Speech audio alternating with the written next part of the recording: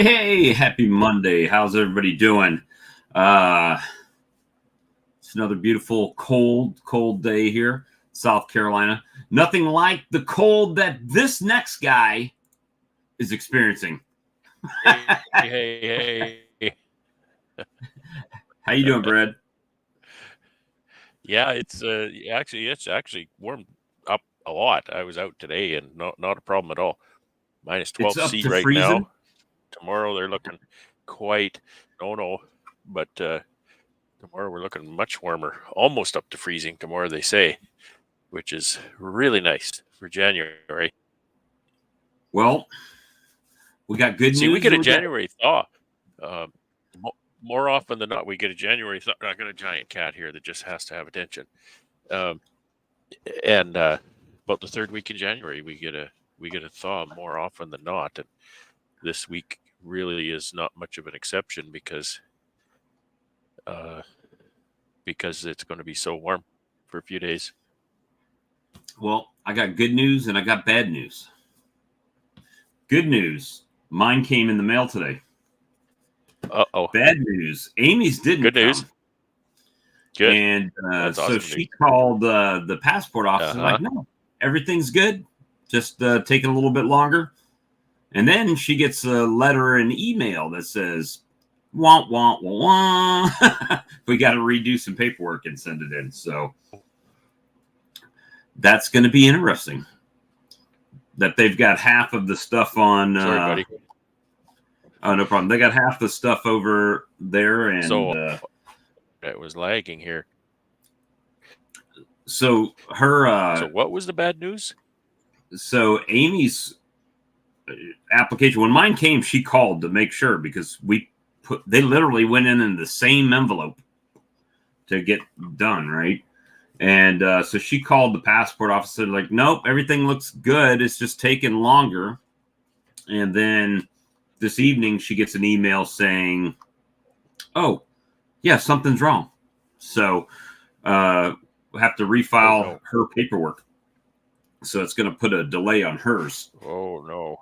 So obviously could add an extra week, right? At least if we got to send in mail it back in and wait on everything to come. So it's, one of those things. Yeah, that is not good news. And she is upset. So, of course, this afternoon, had they told her there was an issue when she called, we could have already had it back in the mail going back to them. But now it's another day, right? And then you mail it out, and then it's a couple more days. So we're probably going to have to. And we paid a lot of money for that. Yeah. Right? Yeah. They got to get it right if you pay that money. So mine took about 2 weeks, right? Almost, I think it was the 12th that we put it out, and it's the 22nd, 10 days or so. I got my passport. Hers, not so much. So well, if it takes 2 weeks, then we'll should still have time, right? Yeah. Oh, yeah. You just got to calm her down step her down off there. Of course, you need to book flights, right? So you need to do that. You're not going to want to book flights before you have a passport. Yeah, so that's the thing now is like, do I go ahead and gamble on her flight or not? I don't know how that goes. Can you get refunds if you cancel flight? Some, I guess you can. I don't know. I was just driving everywhere. Insurance, I think. Some insurance for that, I think. So I don't know. I guess so. We'll have to see how it goes. But mine is in hand. Now we're just waiting on hers. And, of course, she's all stressed out. So now she's running, trying to jump through hoops to get the paperwork done tonight so we can get it back in the mail tomorrow.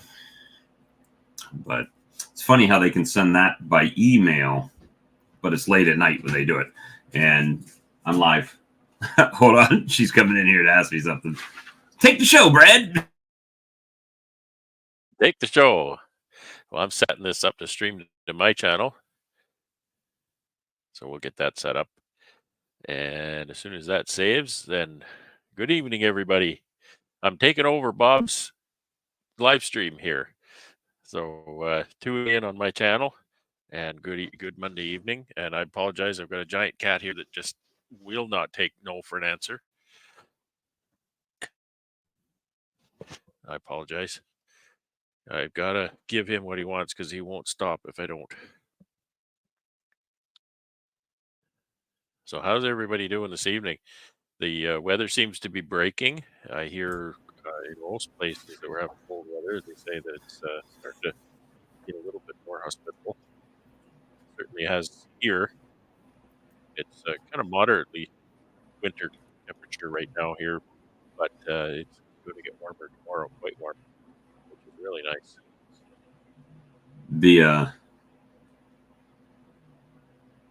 Ian's in the chat too. Hey, boss. So yeah, it was a passport question. I guess she's already filled it out and ready to send it back in now. So we'll overnight that to him. Get it back to the passport office. Excellent. And they gave us a reference number, so everything else is already in the computer ready to go. So I imagine once they overlook that form, they'll be ready to go. But it's like everything else in my life. Nothing can just be smooth, right? I was like, oh, I'm getting mine. She'll get hers, today or tomorrow. It'll be all good. It'll be all good, but this is government. But it can't go that way. And the funny thing was the issue that they had at the passport office. My wife pointed that out to the lady at the passport office. Said, "Yeah, I'll go ahead and fill out another form real quick, right?" And she's like, "No, I'll just wipe that out and we'll write it in and sign it." And then they didn't take it. So there you go. Just a delay of a couple weeks. So yeah, surprising how the people at the place where you're dealing with, a lot of times they don't know how things work. Yeah, they know how to charge you though. I mean, they got that money for sure. So let me see. We got 60 people up in here right now. And how many thumbs up we got? Anybody out there? I think we got, I'm showing 7 on mine, but it's not, you got to refresh it to kind of see it. 3, because I just clicked it. You just clicked it? Oh, I see. It went down. People like I'm actually going to turn thumbs up. That tab off. They unliked because I showed up. My they unliked because pretty of bad right passport now. Situation going on. Yeah, but yeah, it just is what it is, man. We're just trying to get it done. And today was a little bit warmer. I need to go ahead and take those pollen patties out of my freezer and get them room temperature so they're more pliable to throw up on the colonies, right? And get that ready to go. So DC said he saw 23. And medium frames today. You put together 100 medium frames?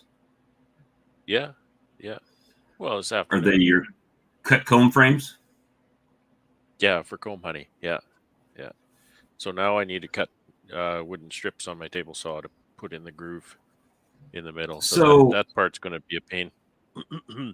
I don't know if you remember when I got those Ceracell Beast Blocker bottom boards that I was showing everybody. I did a video on them earlier in the year. Well, apparently Ceracell has made some changes, and I know there were some things that I complained about on the video, and I don't know if that had an effect on it, but they made changes that addressed exactly what my problems were with it. Like the box didn't seem like it fit like it was supposed to on there. So now they've supposedly squared it up to where the boxes fit perfect for us here. Nice. So he said he's going to send me some to try it out, and I'll do a video on them when they come. So I'll tell you what, I'm going to go ahead and throw up this link here in the chat. I'm still here. Hopefully it will allow me to get the $3. I also got a call. Somebody lost all their bees this year, so they're looking for some nukes. And I have not called them back yet. So I think he's looking for more of a mentor slash bee, you know, a mentor and to get back into beekeeping, right? So I think that happens a lot, that people are like, I'll just try it on my own. I see. And then when it doesn't work, right, then it's like, well, maybe I need to ask somebody who's been doing this a little bit longer. Let me see. That's the thing. You know, I don't think there's very many people can just be successful at this, but you know, just all by themselves, sort of thing. I always maintain that if doesn't matter how many years you've kept bees or what an expert you think you are, I think you need a mentor, at least somebody you can bounce off ideas. Well, you know. it's definitely a little. Well, I won't say a little bit. It's a lot more challenging than it looks on YouTube, right? On YouTube, I think we see a lot of videos. Okay, I'm getting bees. What do I need to do? Okay, this is how I'm going to add my package, or I'm going to add my nuke, right? And then it's just like, then what? Then you just leave them. Oh, make sure they have room. And when you get a couple extra frames of brood, you make a split and you grow your colonies.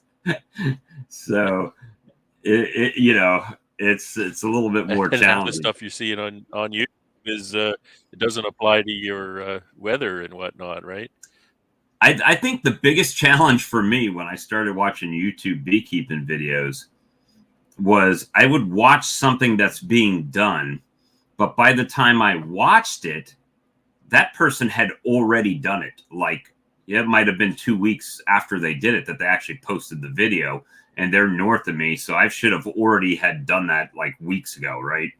And then I'm trying to emulate them, but now I've missed my window of opportunity to do that. So a lot of times videos don't come out for, you know, it could be a week or 2 weeks or something. Hey, Tom. Hey, a little more Brad. appropriate picture behind you there, Tom. Thank you. Well, you know, I like how Mike Berry does his videos, because he always says, hey, today is right. You know, and January you can tell that this was 22nd. 10 to 14 days ago, you know. Yep.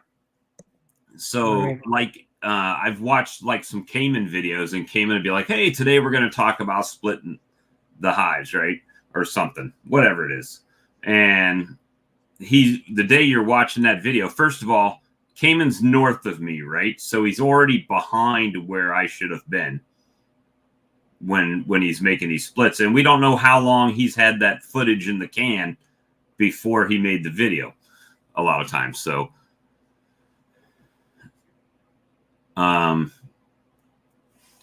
so it's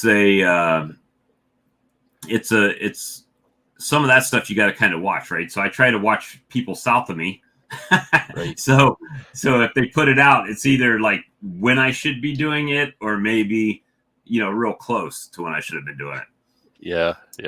That was what I did when I discovered Ian's written blog before he was doing YouTube. It was kind of like he was a week ahead of me, and it was like, okay, I watch this or read this update, and then I can go to the store and get all the stuff I need to do what I'm supposed to be doing. Right. Because my weather is a little bit behind his. Give you time to prepare for it, right? Yeah, that's right.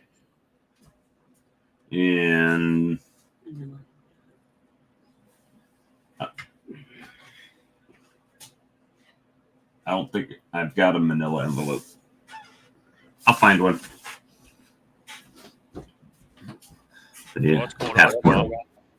Is that pretty current snowfall you have there right now? What happened a few days ago, and most of it melted today. So it came Thursday, Friday last week. Who was it? Somebody put it up here and I missed it. David Lewis asks, what is premium swarm lure? Hey, David, I've got my own brand of swarm lure called Swarm Rustler. You can buy it on my website, or you can buy it on Amazon.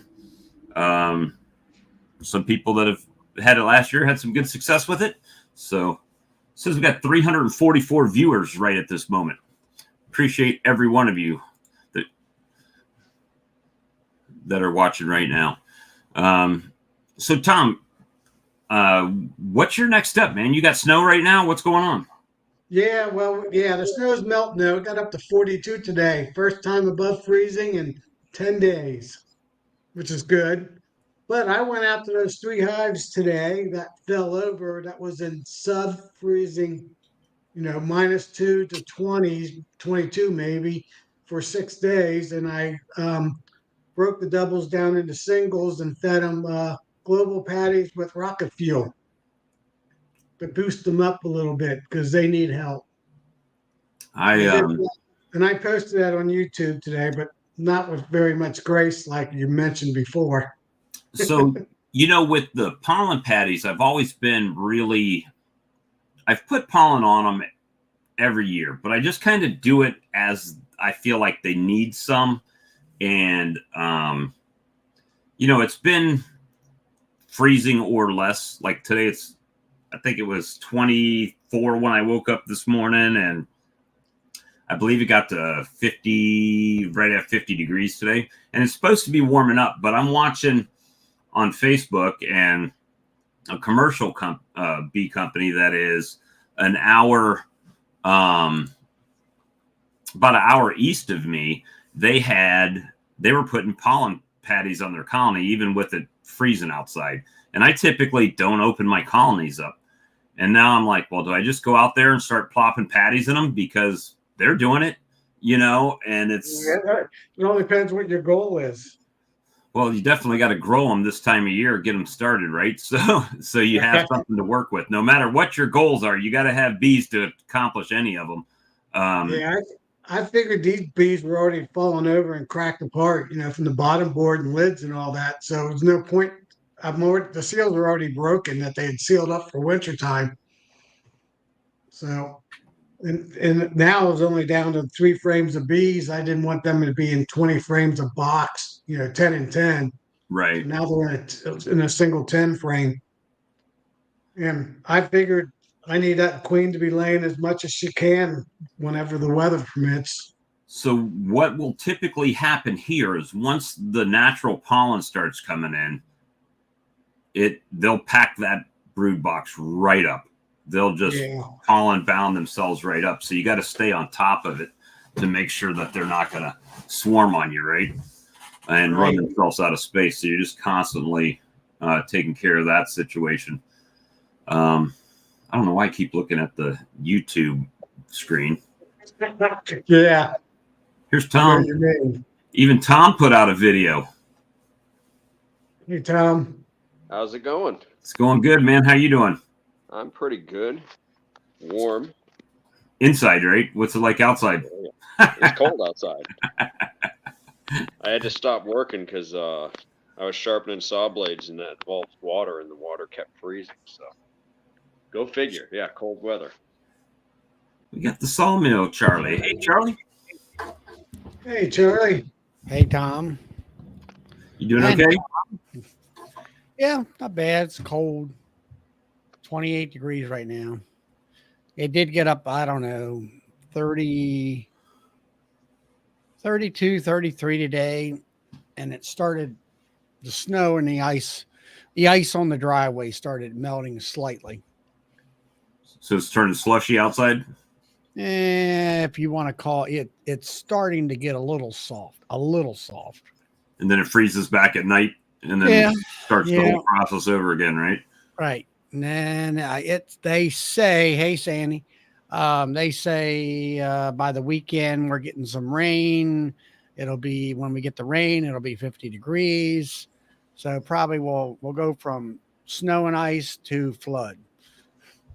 Yeah, we're supposed to get freezing rain tonight. See what happens there. Hey, Kimberly. That's always bad news, freezing rain. Well, it's supposed to warm up here, but as soon as it does, the rain's coming, right? So that's coming this weekend, it says. Yeah, it comes tonight for me. Tonight, freezing rain, then rain. I don't know. I think they said gradually warming up, process. And then the day it's going to be really warm, it's going to rain.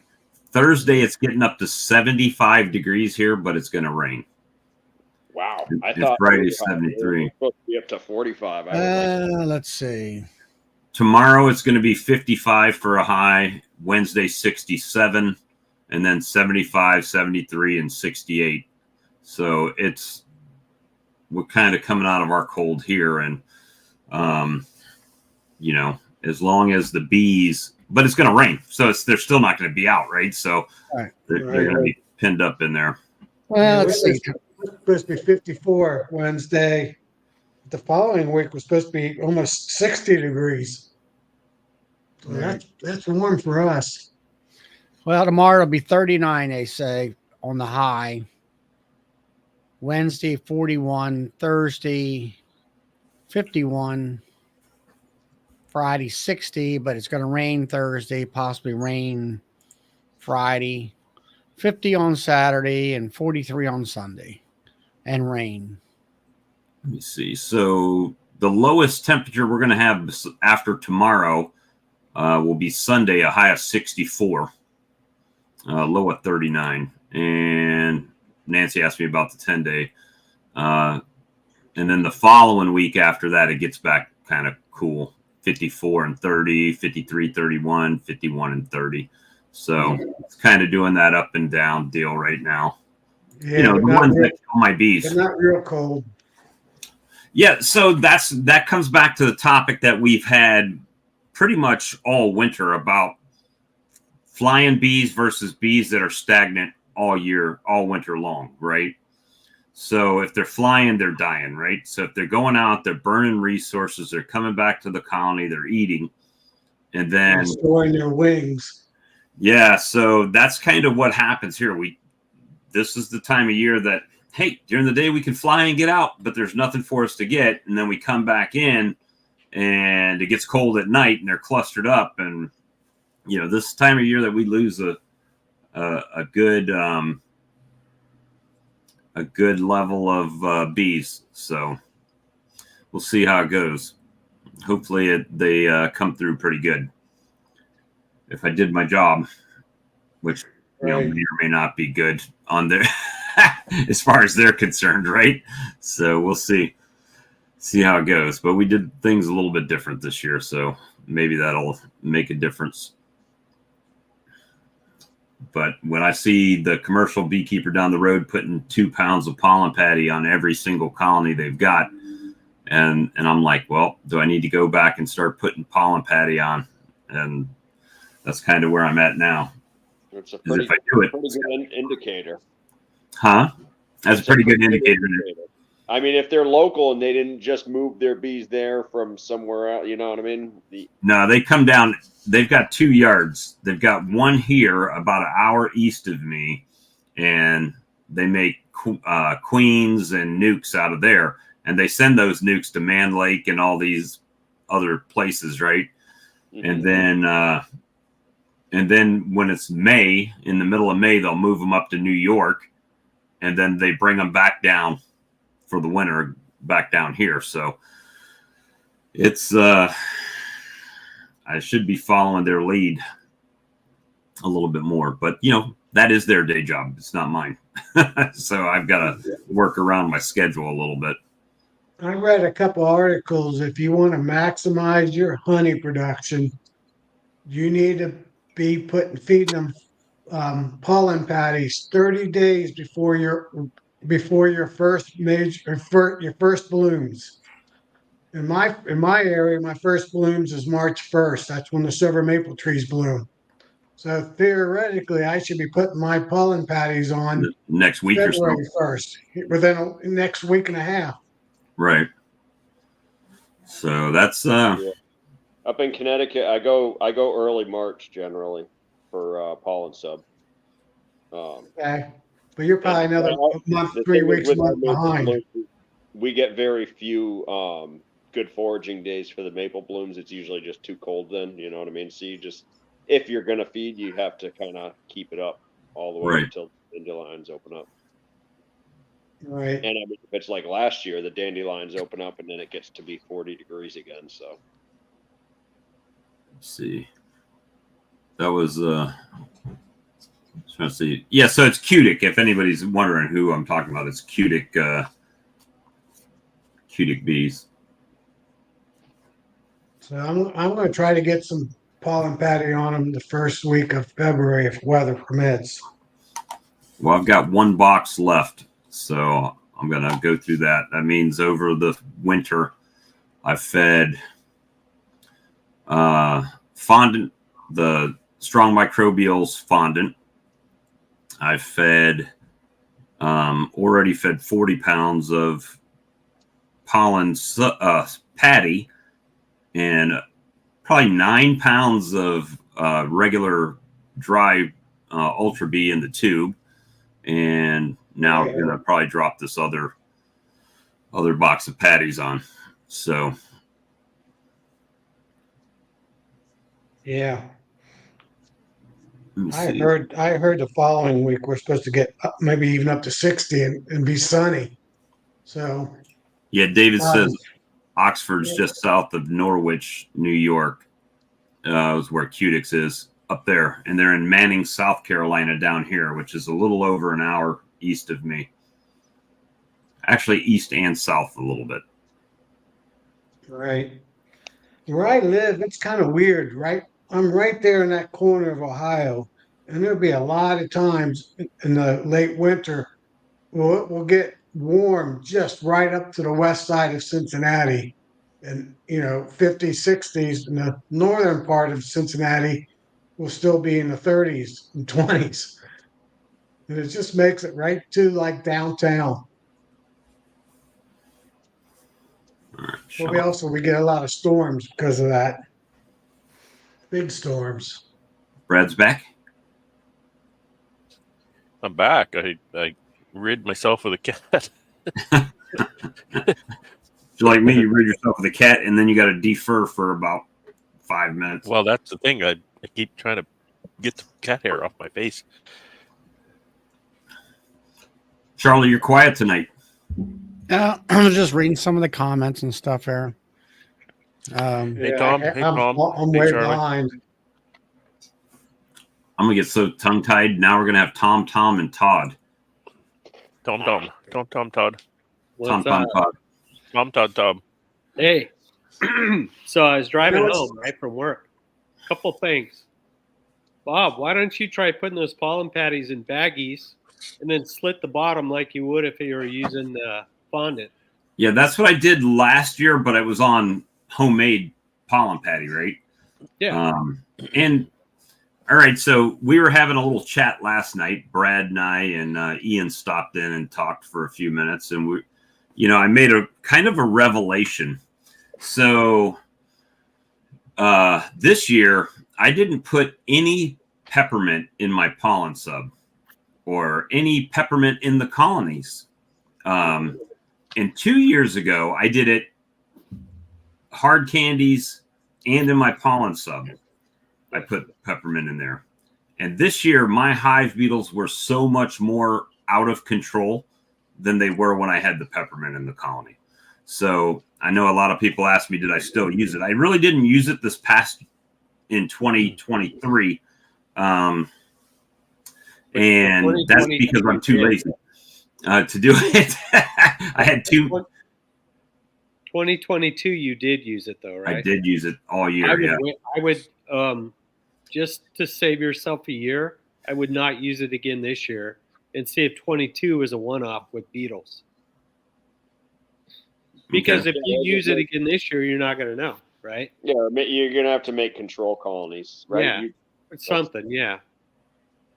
But it was definitely, when I used the peppermint, it was a big difference between 2 years ago and 2 years ago and last year. So either maybe do 50-50 this year and see if I can do it that way, or something to 25, something like that. But I mean, it got to the point with the peppermint that I was doing an experiment and I had to stop because you'd open up a colony, there was no beetles in it, right? So it's like there's no test left to do. If it's running them out, if they're all gone, then nothing left to do. So the peppermint really did seem to make a difference. It's just a problem. It was a problem with all of the wrappers using the individual candies, right? So you're carrying around a 7-pound bag of peppermints and dropping peppermints on the top of all your frames, and then you got 7 pounds of wrappers left over, right? The remnants that you're dealing with constantly. You use the extract. Yeah, that's what I started putting in the when I was making my pollen patties. I would put some peppermint extract in there, and that seemed to help as well. Be real careful if you spill that in your truck. That stuff will eat through plastic. Yeah. So I had Peppermint truck forever. It wasn't peppermint oil. I think it was spearmint oil, and I actually had a little vial in my truck, and the only reason I had it was because there was a mouse nest in there, so it was just like smell control. Right. And the lid came off and it spilled, and it ate right through my cup holder, and it was ridiculous. I still have a drill bit and a pen that's welded to the plastic because it melted. Oh dear. Yeah. I got one question. Is it a Chevrolet? Oh no. No, it's a Ford. It's a There Ford. we go. There you go. Todd feels good about that. Hey, the other thing I wanted to mention was to Tom about the pollen patty you just were talking about.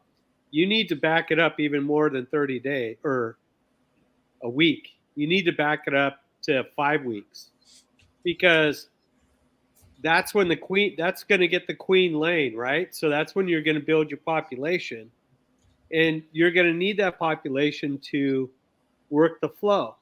Well, if your flow is only 1 or 2 weeks, if you start feeding them pollen patty next week and the flow starts in 3 or 4 weeks, you're going to miss out, because those bees aren't going to be mature enough to be foragers. So you got to go back 5 weeks. And you go back 5 weeks, then those bees, when they mature, 5 weeks from whenever your flow starts, when those bees mature, they'll be out there during that flow. I always have immature bees. They're always stinging me and acting chaotic all day long. Anyway, those are my 2 observations while I was driving. I was racing home to get on. Oh, it's not cook night. That's right. Yeah, it's leftover night. It's a leftover night. That's what we need to do. Is we need to start having like on Tuesday nights, cooking with Todd section, just to know what's on his menu for that night. Tuesdays and Thursdays and Sundays. That's when I cook. Saturday's a free night. That's taco truck night. So I started yesterday cleaning out the kitchen and the office of all of my beekeeping stuff. So it's starting to get a little bit less in the house. Got to get it out before I need to start bringing it back in, right? So that's at least give a little break. A little break on it. Let me see. Boy, it poured here this morning. About 5 o'clock in the morning, it just came down. It actually flooded here a little bit today, so there might be a little moisture in the ground, which would be nice. Hey, Morgan, we're seeing about your nose and your eyes. Tom, that's your rain for the year? Yeah, pretty much. We got it in one night. Got all your rain in one night? Oh, gosh. Yeah. Flash floods, earthquakes, everything going off. The world's ending in LA. There's flash floods. People can't drive on the freeways after one drop of rain hits it. I mean, it's, total chaos down there. Right. We have school closings because of freezing. This is usually the start of the monsoon season for the West Coast, isn't it? Todd, do they react to rain like we react to snow? Well, first of all, they're not good drivers to begin with, so it doesn't matter if it's rain or snow. They just can't drive. So, but yeah, they react just like if it was snowing. And then Tom, the monsoon is usually in August, late August. Okay. That's when it blows up around here. We got the rooster. in the chat as well. We do. Randy's there. Hey, Randy. Hey, Randy. I kid you not. Talk about the weather and people driving and whatnot. I kid you not. I lived in Vancouver, British Columbia years ago, and I worked in an office building downtown. And I kid you not, there were a few people who, if it rained hard, it rained all winter. All winter it rained, but if it had a really good rain, people who walked to work wouldn't come to work.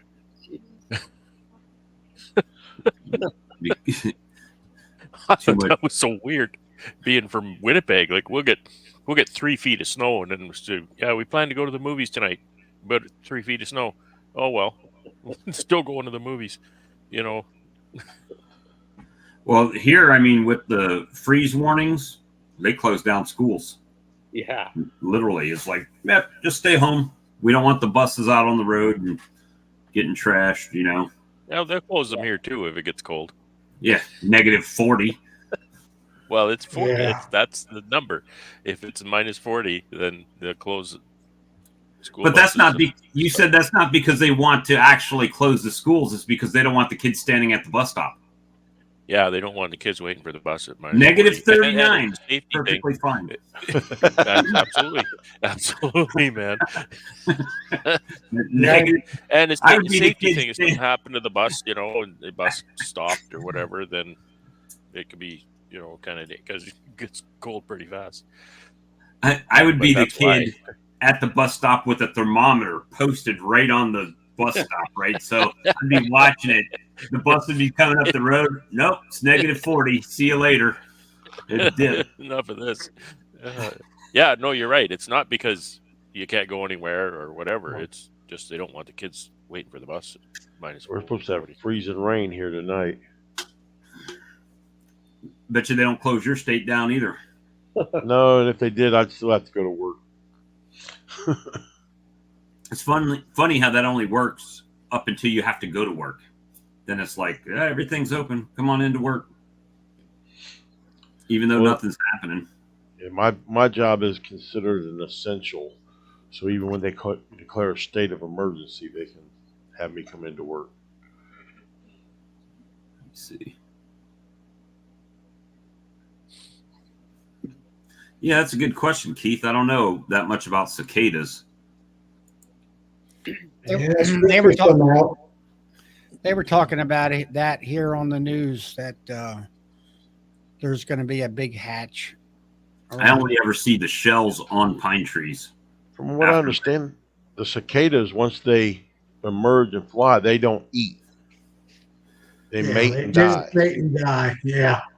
Mm-hmm. That sounds kind of beetle-like. And then they're like gone for several years, right, before they come back. And that it's like 10 years or something. Here you can definitely tell when they're here. You get that constantly. You just see the little brown shells stuck to the trees where they shed their exoskeleton. They eat off the roots of plants, Philip says. Yeah, I think that's when they're in grub form. The kids stick their tongue to the sign pole, Dan says. They'd still be there tomorrow. Yeah. Well, for Brad they'd be there next week.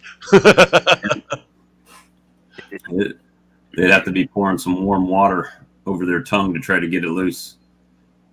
But it probably freezes as quick as they're pouring it on there, right? So that'd be, because I've seen those people take the hot water and chuck it up in the air and it just freezes. Takes a lot of hot water. For sure. Biggest thing I got to worry about is if my hoses will explode from the ice that builds up in them.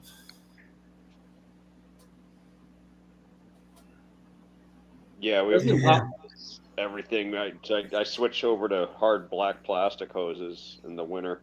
That way I can drain them out, and then the sun will warm it up enough that I can get some water through it. 13 Yeah, years. Lee knows this stuff. Yeah, Yeah, in fact, it's been like 288 years or something like that since two broods have come out at the same year. We had to go way back to the 1800s. Since two what? Two broods, the 13 and the 17, both coming out in the Midwest, South and coincided. Midwest. I think No, they we only broke to- overlap in 2 states, maybe something like that. We went one year when we rode to DC on the motorcycles. It was a bad cicada year. That was not a fun ride. No, I bet that would hurt hitting those babies on you. And Yeah, it makes the we get a windshield a big mess on the bike too. 17-year one. We just had it like 5 years ago. 4 or 5 years ago, I forget.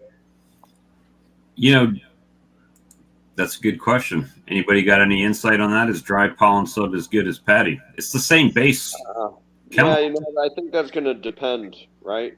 If you're open feeding, right, obviously dry's the way to go, and then you have them bringing it in the door, but you're also feeding the neighbor's bees if you have them. And the patty, right? That's if it's raining out, they're not getting any dry stuff, right? So patty, I think it's going to be, you know. I always equated the patty more to like the bee bread, right? So it's right on there, so the baby bees that hatch out can come right up and eat it. Yeah, right. the patty will have more carbs in it than the dry. The dry will be pretty much just protein.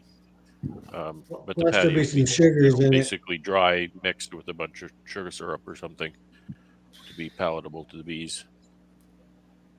But it's just a delivery method, you know. But both As far get as the bees are breeding going. concerned, probably kind of the same thing. I think Yeah, there might be a behavioral trigger when pollen is coming in the door. Whether they look at that as pollen or not, they probably do. Mhm. So there might be a behavioral trigger for brood rearing or something if it's actually coming in the door. I would imagine Yeah. so, right? Because you have the different workers actually performing their different jobs versus, you know, just everybody's chewing on it.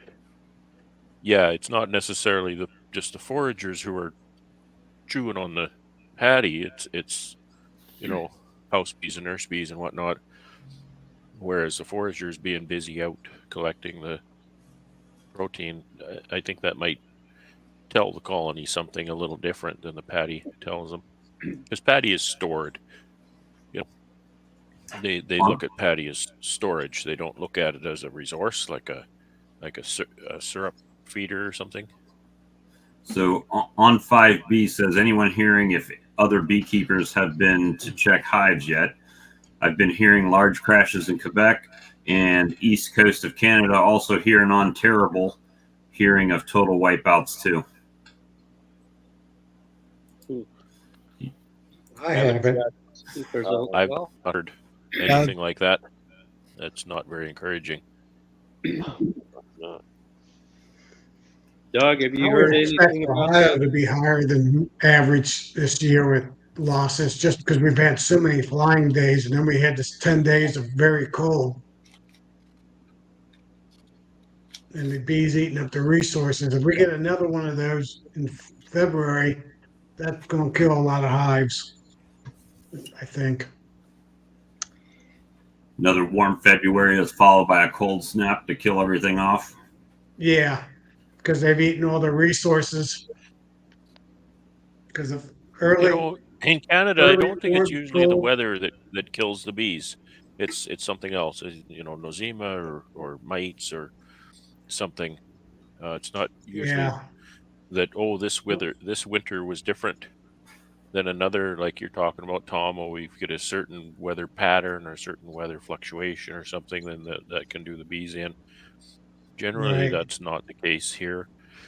April can be dicey because our April weather is kind of like, you know, a lot of people's winter.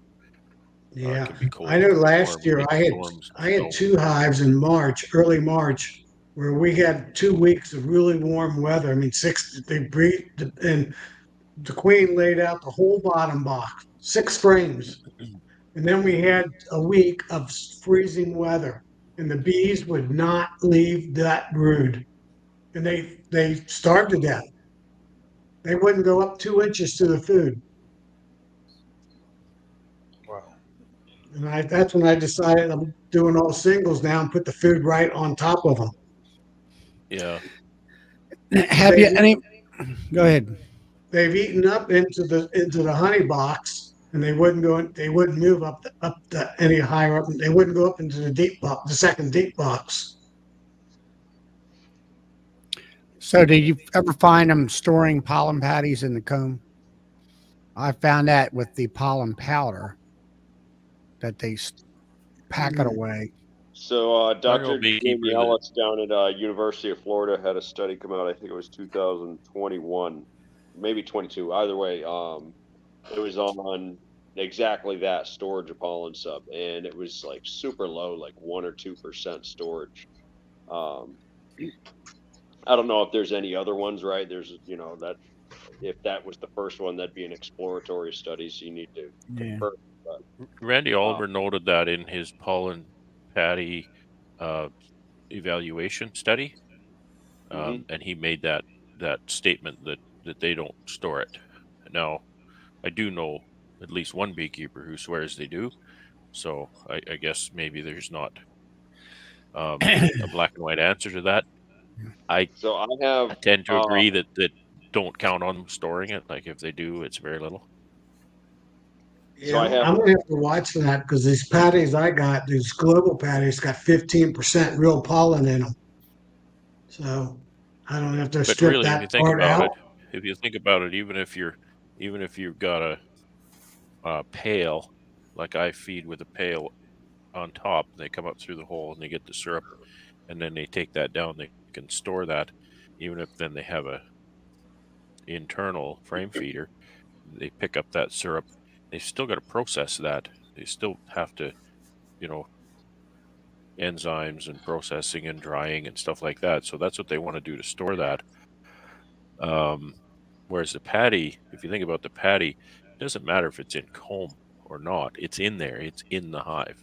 It's there. And bees are very thrifty. They don't work on things when they don't have to.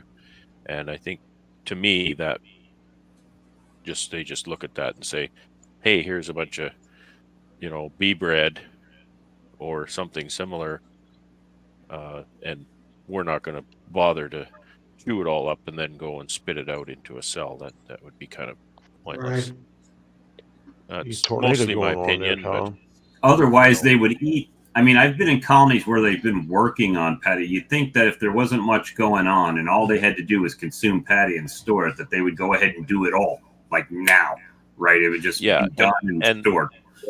So I don't also have. too, if they're not brooding, if you put a patty on and they're not, if you have a hive, and I see this in my apiary all the time, I'll go around the spring, everybody gets patties, right? And then I go around, do my assessments in, say, a week, and I open up lids, and there's a few of them have not touched their patty at all. Well, guess why? No queen, no brood, no eat patty. So that tells me that the ones that are consuming the patty aren't just storing it; they're using it. Because if they don't have brood, they don't touch it; it sits there. Yeah, we don't want them to store. We want them feeding brood. Yeah. Yeah, Right. well, so I did those spirulina trials, 25% spirulina, and I can't. I'm on my phone. I wish I could like somehow share my screen here. I have pictures of them storing that spirulina a lot, and I don't mean like a small amount. I mean just about every single cell you can see it stored in there. Interesting. And the reason I know it was stored is because I did it in 2 yards, 10 colonies per yard. 5 got spirulina mix, 5 didn't. And all the ones with the spirulina had all that green stuff stored in the pollen sub. And so I'm going to try that again this year. I'm on my phone. I wish I could share my screen somehow. Mark said something a minute ago that I never really thought about, and Mark says it's his opinion that dry pollen makes those drones shoot blanks. Mm. Drones are pretty gentle, so to be perfectly It- honest, it wouldn't surprise me. Well, if they're if About they're everything makes drones shoot blanks. if they're being raised on dry pollen versus natural pollen, Yes. that's what, that's something I don't think anybody's looked at. So Yeah. drone, there's I can't remember the And actual. once there's real pollen, they won't touch the dry pollen. Hmm. And Yep. that usually there aren't any drones until there's real pollen. Yeah, That'd be so hard with to know, wouldn't it? Because your use of dry pollen feeding is very much, for the most part, outside of queen mating season. Right. Yeah. But again, if it's stored, if they're storing some of that, I've never seen them store the dry. I've never seen them store patties. yeah, I haven't seen them store patties. I don't know everything, but I that's don't just think my it's observations. So like the Jamie Generally Ellis just study, hand them out. you have to be able to dye the patty, right, in order to tell it, because otherwise there's no way to tell. Yeah. I fed the dry and quit it because they would fill the darn combs up with the pollen, and then Yeah. they really wouldn't utilize it. And then here I'm like, I wanted that comb for brood, and I kind of quit doing the dry. And then, like you say, you really have to get it out there early. I think the patties, because as soon as the maples or whatever bloom, they're done with it. They're not gonna even. Right. And the real I may have stuff comes out. misspoke that I think maybe I said I haven't seen them store the dry, but the dry they store. I may have misspoke there. But Yeah. the patties, Did I you have don't dye in really. that to be able to tell they're storing it, or The dry Yeah. pollen. Well, Bright yellow. if there's natural pollen, they don't forage the dry, Yeah. right? So that's Right. kind of the distinction there. That's fair. And the dry pollen that I feed does look very, very different than the patties. And I don't think I've ever seen, because if they're on patties, there's really no pollen in the combs to speak of. Certainly not 2 pounds of it. Mm. Do you think they see the pollen patty as stored, since it's in there already in that form as a patty? You think they see that Well, I as think it is. They look at that as stored already. And one of the reasons I believe that as well is, like I said, if they're not brooding, then the patty just sits there. They don't do anything with it. So we know that queenless colonies will forage and store pollen and nectar. They just keep doing it. They can't help it. So, if they were storing the patty otherwise, why would queenlessness make them not store the patty suddenly? I think it's just that if they have no queen, they don't have any reason to use the patty because it's already stored in the hive. It's in the hive. I don't think they care that it's in a comb or not. So what, Tom? That's my perception. The spirulina, Nancy in the chat there, she was using it, buying pre-made pollen patties. I guess it was in it. Now she can't get it. So what is the benefit of this stuff? What's it do? So spirulina, it's just got a more it's closer to what's naturally found in natural pollen. And actually chlorella, not spirulina, which is another microalgae, is a lot more it's got a better lipid content than spirulina, but essentially it sounds kind of similar to the whole rocket fuel idea, right? It's supposed to be aligned closer with natural pollen stuff. The problem with the chlorella stuff is you're talking about like $11, $12 a pound for that powder, right? So that's insane. So there's the USDA researcher that's testing it right now. He actually dropped from 25% to 10% mix. I think it's partly because of the cost. Because spirulina also, right? You talk about if you're buying it in the powder form, it's like $7 a pound, whereas your pollen sub, you're paying $2, you know. But I mean, me personally, I did mine, and I'd be happy if I never looked back and I just kept going with it, because it really was. You could just you could see it in the colonies, right? The colonies that got it droned up, and I'm in Connecticut, they were droning up in the end of the dearth. You know what I mean? Whereas the other colonies that got the natural regular pollen sub didn't drone up like that, and then they were storing it, and et cetera, et cetera. They were droning more so. Okay. Droning So period. guys, I'm talking about at the end of the season, after the summer dearth. Our bees don't drone at that time of year, right? It was like a running joke. I was like, oh, it turns queens into drone layers. Look at that. So did they stop making the pollen patties then? Is that what happened? Is that, the pre-mix stuff? Oh, I never got the premix. I just mixed my own. So you just go to Walmart and get like 8 or 16-pound bags of spirulina, dry spirulina, and then you mix that 25% spirulina, 25% or 75%, whatever you're using. I used Man Lake Ultra Bee, and then your regular, sugar water mixture, and you just mix it up. It turns into this, like, I actually have a YouTube video on it. It turns into like a giant sticky green swamp turd. Dyes everything. Everything it touches turns green. It washes out really easy, but everything it touches turns green. Is that the same stuff that Cayman was trying a couple years ago that they said was seaweed pollen patties? Yeah. It's a microalgae. You know what? I'm actually going to show you guys. He made it sound like he didn't care for that product. There was somebody else that said that.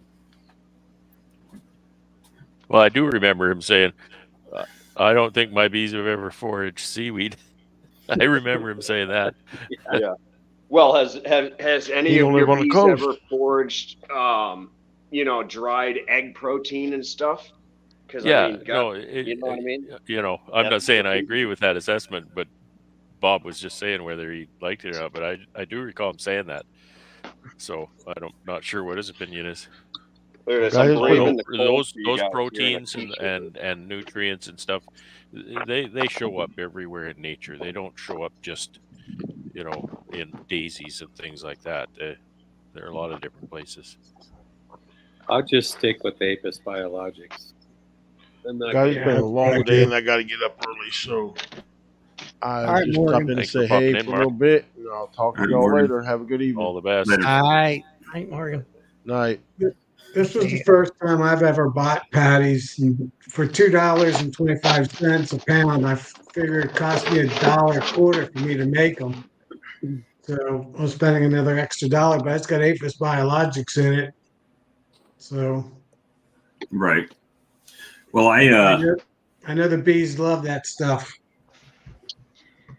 These patties that I bought this year, and I've bought very few pre-made patties in the past until this year. I was just buying the powder and making my own, but I always had a problem with them drying out, and it didn't seem to matter what recipe or anything I put together, they would dry out in the colony. So I stopped doing it. So that's why I just walked out here to show you guys this. So this is spirulina patty, right? Look at how totally blow it up, Bob. Wet and mountain this thing is. See, I can make him bigger. Hold on. Still turning my fingers. This stuff is wet. Has been uncovered since I fed these things in, God, that was September. This has just been sitting out, never dried out. Look at that. I love it. How cool is that? It's not that like dried cake stuff, you know what I mean? That's my own laziness for leaving it out. Yeah, so this is just one of the spirulina patties. And you said you just buy the spirulina at Walmart? Yeah, just Walmart. You just stuff that shipped over from China, right? If you're gonna buy it local don't, because it's just going to make you go broke. Way too expensive. So you put Chinesium in it. Isn't that what it's called? Chinesium. Chinesium patties. I wonder if they give you a fortune little piece of You get a fortune. You get a fortune in it when you open up the box. Oh, you lost me. Just kidding. We'll have to re-ask that question. He'll come back. Yeah, he'll come back. He just disconnected real quick. In the spring, you'll see bees feeding on cattle mineral you put out for cattle feed. I put one of them blocks out before. Mineral block. Just about anything dusty. The bees have been over half a mile over at my neighbor's, raiding his bird feeder. You know, seeds and nuts and stuff. They would get on my hawk right feed. inside it. The bees were going right in where the birds would feed. They'd burrow right inside, and then the feeder had a bunch of bees in it, and they'd burrow right up through the seeds, and then they'd be inside there. They can't get out. Crazy bees. The spirulina absorbs and interferes with Wi-Fi. It's like aluminum foil hat.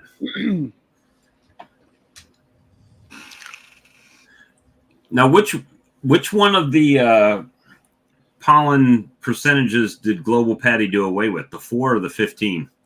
Because I know they did away with one of them, didn't they? They said they were. I bought at Nabby. I bought the 15%. That's what they offered. So they got rid of the 10, I guess. No. But somebody was standing there when I was ordering them. Said that there's no advantage of putting more than 15% in the pollen patties. But they had, when they did their testing. Navi only had 4 this year. They got rid of the 15 this year.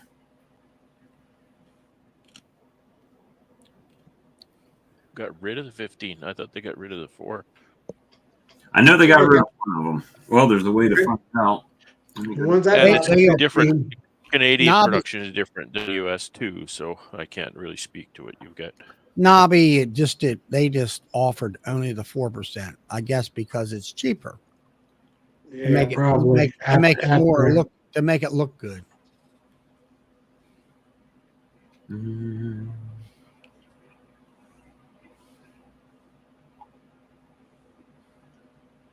So yeah, one of my goals is to do more splitting this year without trying to hurt honey production too much. Early splitting. So I'm going to try to fire them up early, hoping the weather cooperates. We quite often get patties on in March. Nice. Yeah, Sandy. Icy Mountain, which is Sandy. It's Apis biologic. That's my analogy of it. It turns your sugar water into nectar. And I could get patties on 25% of my colonies. the ones on the top of the stack. Right. Let's see. And it works. And everybody pretty much agrees with it here, I would say. Yep. Good stuff. And like Brad said, it's a great way to check and see if you got queens. You know, what using Apis? Use patties. Yeah. Yeah. Yeah, if you got a patty on there for a week and you open the lid and you haven't touched it. Here's something, Brad, that old Global Patty offers. You can add nose of it to the pollen patty. And what is that? They'll mix whatever you want. Well, nose of it is for nosema, right? Yeah, yeah, it's a nosema treatment. Now, is nose of it like an antibiotic though, or is it something else? It's a snake oil. Okay. I mean, I've never used. I should say it's a snake oil. I apologize. I have talked to beekeepers who use it and they say it works. But what I'm saying is it's not a synthetic. It's not a pharmaceutical. It's a a Hive Alive type product. It's a. I got you. It's some kind of formulation that people say works. That's about it. There's some science. So they're saying for 4% patties, they're $1.58 a pound on, assuming everybody's ordering less than 5,000 pounds. 15%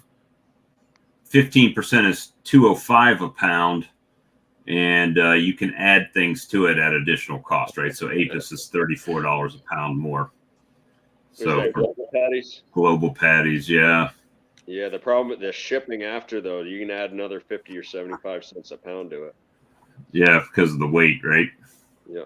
Let's see, depot locations.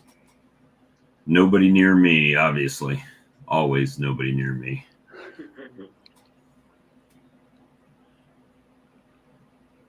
I want to try the NutriBee. Is that Keith Jarrett's formula there? Keith Jarrett's stuff, yeah. Yeah. Where you buy that at? There is no way to get it on our there's no way. NutriBee. Has it. I could get some from someone here in California, but it's hard to find. It's hard to get. I don't know how you order it. I think by the truckload. Send a 53-footer over to Keith's house. That's how you get it. Yeah. 53-footer. Yeah, for sure. That's it. Send a triaxle. How much did you order? Well, 53,000 pounds. Yeah. Well, that's what we'll never have to buy it again. One purchase, right? Buy once, cry once. Open stores for 10 years. How much is that shipment? Oh, 100 grand. But you only have 30 hives. So yep. You're good for a long time. Forever. Forever. But I see, here's the thing, though. If you bought that, then people that were nearby and be like, oh, we can get that down here at Bob's place. So there is that side of the equation, I guess. But I can't afford 53-foot trailer full of it. That's for sure. Well, what's nice if you got the whole trailer load, right? All you can do is you can just actually make the hive out of the pollen sub. I mean, no wood, no outer cover, nothing. It's literally just made of pollen sub, right? Right. Just cut a hole in the middle of it and drop bees down in it. Right there. Yeah. Let me see. Well, my hand's all green now. I don't know if you can see that. Yeah. I'm telling you, you can't touch this stuff. What did you say? A swamp turd is what you call that? It's a swamp turd, yeah. You get on the video. Yes, friends, take 1 2-ounce swamp turd and put it on top of your hive frame. Yeah. It's a big green some swamp turd. It's stink pickle. Big green stink pickle. Hey, you could literally do that. Get that tube plastic, right, and just squeeze it in there, and then seal both ends, and you could sell it like stink pickles. Yeah. Boy, I can. So Vince is asking about storing patties, and yeah, I freeze them. I put them in the freezer for the winter. I guess I didn't have to put them in the otherwise known as his backyard. The freezer, aka everywhere. It's actually warmer in the freezer than it is outside. That's the funny part about it. Yeah. Let me just go in the walk-in freezer and warm up for a minute. It's a walkout freezer. You walk out of any building and it's a freezer. It is actually warmer in the freezer than it is outside. Oh yeah. That's funny. Well, my barn was warmer last week than outside. Let me see. It was 0 outside. My barn was about 30, 32. That's not heating it. That's just from getting the heat from the ground. So Vince Gagne says, how long does the patties last? I don't know. As long as they're frozen, it shouldn't be a problem. Frozen, they last pretty long. He's wondered if you can put them in the freezer, and that's exactly what I do. Freeze them. I've got mine in the freezer now. What I've got left. Me too.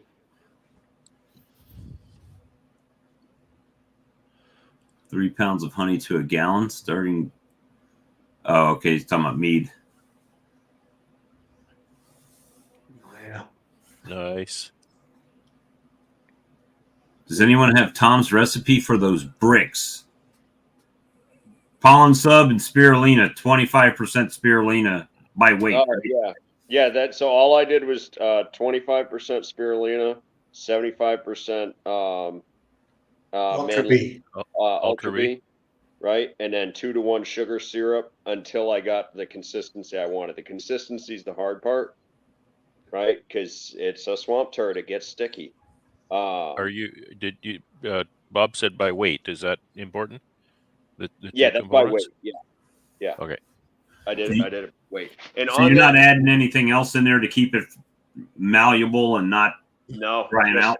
Literally 3 ingredients: spirulina, Ultra B, sugar syrup, right? And then on that note, though, do some more reading, right? Don't take my word for it, right? I'm just a freaking beekeeper here. There's been studies on it, right? Read the studies. Just a quick Google search, and then you can find what other people are doing. I have actually been in contact with the USDA. I can't remember his name off the top of my head because I'm dumb, but the one that's doing the research, and he's the one that kind of clued me in that chlorella's got a closer match to natural pollen as far as the lipid content. So I'm hoping to. Yeah, it's another microalgae stuff. It's like CHLORRA or something like that. Cholera. Cinderella. I don't think it's cholera. Yeah. Have to give your bees cholera. They'll be more healthy. I've been feeding my bees cholera this spring. Yeah. That and a swamp turd. That's some really tasty honey. Yeah. Wonder why your honey customers are sick. You gotta boil it first before you can consume the honey, though. Yeah, just do a quick search on it. You can read the studies. It's it is pretty cut and dry that it's a better nutrient mixture, but it's the delivery method that needs work. You know what I mean? Because you really, like I joke about it, but I don't want to turn green every time I touch my pollen. So Tom, I have a question. So the patty you showed it, you said it doesn't dry out or didn't dry out. So what about a quantity? What if you left a nice quantity on top of the frames and they don't get to it fast enough? It still won't dry out? That honestly, that you just saw it. That is exactly how it's been. It's been sitting in a box on the floor, right? And I don't mean a cardboard box like sealed. I mean a hive body with a piece of plastic stapled to the bottom of it, open to the air, and it hasn't dried out since September. So, but that's one of the things that I'm actually kind of really excited about, because I hate putting in, right? If you put in too much pollen sub and then it turns into this nothing, right? And it's a waste of money. I don't know how it would do with hive beetles. I don't have a hive beetle issue. If you live in the South, putting pollen sub in there that doesn't get, might be a hive beetle haven. Yeah. So they have the spirulina chlorella 50-50 mix on Amazon. It's $29.95, and I don't even think it might be a pound. Yeah, no. Wow. Go to Amazon. It's from Micro Ingredients. Yeah, you're gonna have right tablet too, so that wouldn't work. The most reasonable place I found was Walmart.com, and I think I ended up buying like 32 pounds of it. It came in 8-pound bags or something like that. That's I'm not done testing it, right? So I'm advocating it for myself, right? But I'm not done testing it, and I'm also not a researcher, so that's why I keep on adding that asterisk, right? Do your own research. Don't listen to me. And they have blue spirulina. Wonder what the difference is. Like a giant Smurf turd there. Yep. A Smurf turd.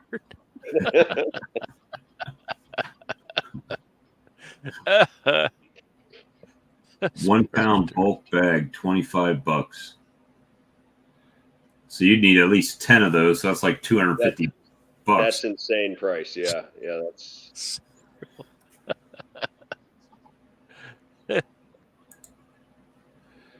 It's interesting though. I like the fact that it doesn't go dry on you. It doesn't dry out. Yeah, that's a plus. Of course, it doesn't get to 115 where you're at either, does it? Outside. Definitely not. No. So. Yeah, that'll be the test. I'll have to test that. See if it makes. But here's the thing. Also, so so I just thought of this. So it didn't dry out, right? But that room that I just grabbed it from is probably 25 degrees right now. It wasn't frozen either. Right. So sugar don't freeze. Sugar syrup don't freeze. Yeah. Thank God. I'd have busted buckets all over the yard. Ask me how I know. That 1,000 liters of syrup I pumped out, that's still sitting in the yard. And it's been minus 30. No problem. Maybe I can start feeding my cows sugar syrup so I don't have to go out there and beat through the ice to get the freaking trapping frozen. Put some sugar in the trough. trough. It'll get awful thick, but it won't freeze. Exactly. Don't you have a stock? A few drops of insulin. I'm gonna be on the news. They're gonna be like, yeah, this guy feeds his cows sugar syrup, his bees swamp turds. You know.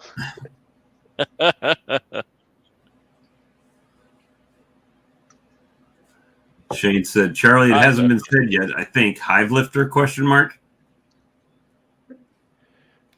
Yeah, it's getting close. Getting close. I heard that a couple weeks ago.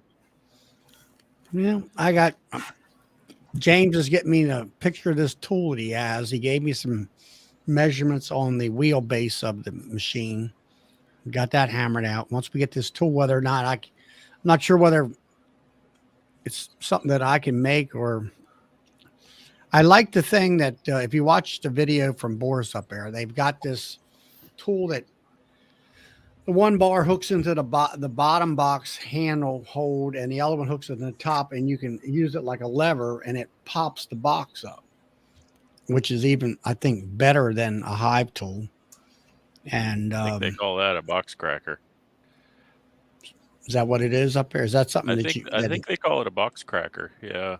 Yeah, it's nothing new either. I've heard about those being used 100 years ago. Really? I mean, I don't know. Yeah, I never seen one. I never seen one before. Yeah, no, I've never really seen one either, but I know what you're talking about. I like the idea, but you can jack the one end up, and then maybe take your Hive tool and not, where maybe the two, especially in this, the two frames are stuck together, and then bring your Hive lifter up there and raise it on up. Mm-hmm. A little bit of tension on your Hive tool works pretty good. Yeah. That's all we use with our lifter. What's that now? It's American-made Hive tool. What? A Chinese one just bends. Chinese. A lot of H words being thrown around here. I'm waiting for Brad to say something about that. We use the crane, but then the Hive tool doesn't take much of a twist to loosen the Hive if you just put a little tension on them. Yeah. And you do that with your lifter. Yeah. That's what I do with mine. When I set escapes, I'll just get the lifter in there, give the button a push, and it'll kind of, because I got the two-way pallets, it kind of lifts the pallet a little bit, kind of tips it a little, gives some weight on it, and then get the Hive tool in there, and then it just falls. It'll pop it. Yeah, it works pretty good. I don't see that tool on Boris's site there. I know it didn't. I don't know whether, is that something that the Canadian Bee outfit sells or something? I think it's in one of his videos, I think. It's in one of his videos, but I mean, I don't know is that something that a company sells, or somebody else had something similar to that. I forget just where it was located at now. I seen it. And same principle, same leverage action. You're looking at the B3, Charlie? Yeah. $1,430. Yeah, it's $1,650 delivered. If the shipping cost is accurate. Lifting height of 48 inches. It weighs 60 pounds and lifting capacity 246 pounds. Let's see. Yep.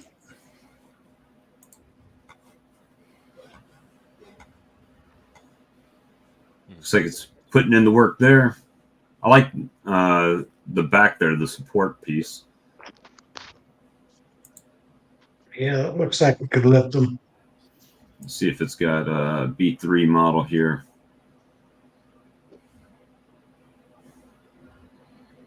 So the B1 is taller or lifts higher.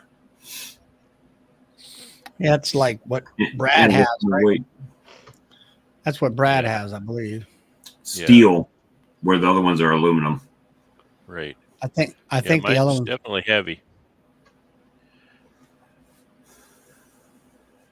Yeah, we have a B1 too, but we found it wouldn't hold the weight of the boxes. Hey, Fox Plus, good to see you. I haven't seen you for a long time. It's been out of the loop for a minute. Yeah. Would you say, Doug, that your B1 wouldn't hold the boxes up?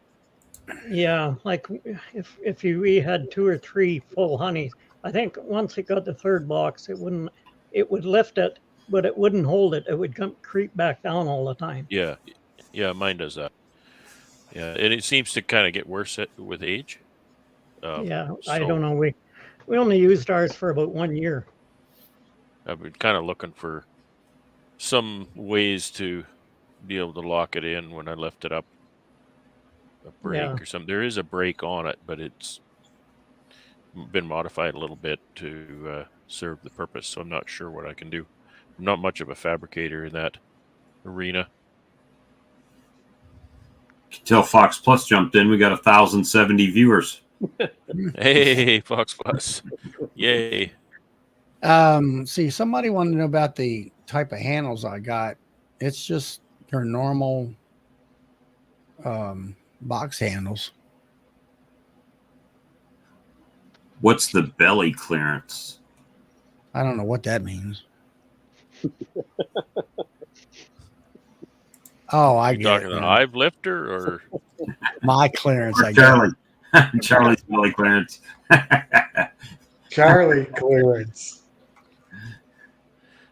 That's funny. Thank you, Fox Plus, for the 99 pesos. What is that? What is that? I guess that's pesos. I don't know. No, that's not pesos. What is that? Oh no. I thought he was from isn't Fox Plus from Spain or something? No, Middle East, right? Middle East, okay. But the Middle East. $5.76. I just don't recognize that symbol. But I always called him pesos because of the P, and he gets a chuckle out of it. Should just throw my Ethereum wallet up there, Fox Plus. Philippine peso, Philippines pesos.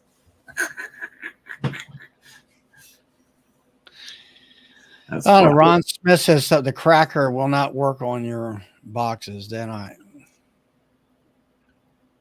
don't know. So it needs cleats. It uses the cleats to push the boxes apart.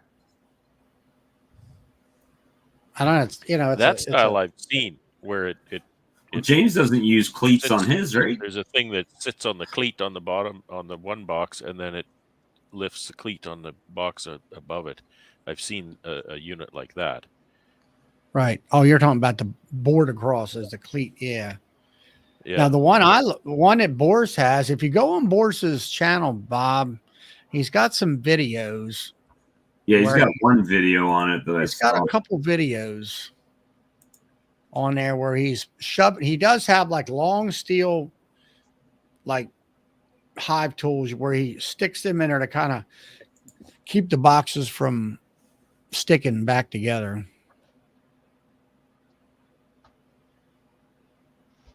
Let's see if I can find a video.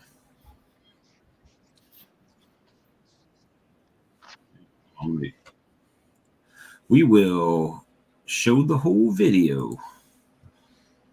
It's the one he's kind of working on the left side of the stack of bee or stack of. He developed 2 new models of the Hive lifter, and they tested successfully in the field. The new models are built from aluminum. They have a compact construction and are lightweight. Yeah, it was a YouTube thing.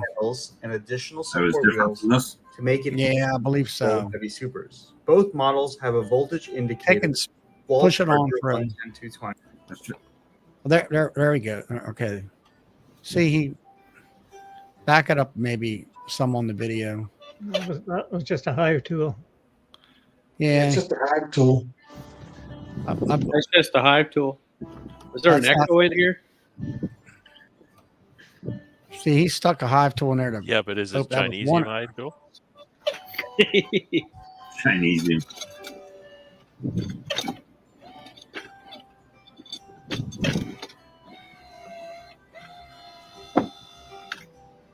See, the Hive tool stuck.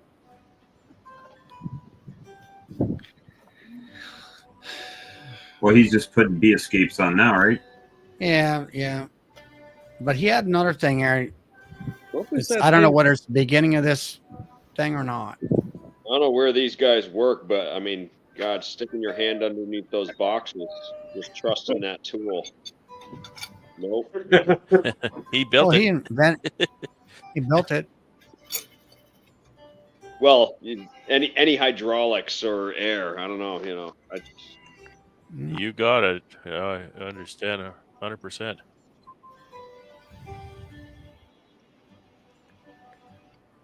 Yeah, I'd move it back a couple of feet. It's only 180 pounds. What's his channel, Bob? What's his name is?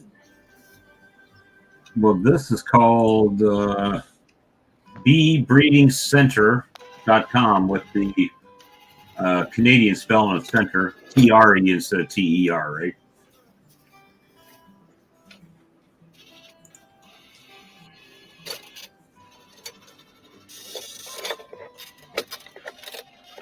Looks kind of like this thing's going in to defuse a bomb here. Just drags it up the side. Like one of those robots, I could imagine using those on my bees. Holy crap, would they be pissed? Yeah, you wouldn't be dressed like Boris is. You see him in the later videos, you see him pulling honey. He's just wearing a hat. He's not even wearing a veil.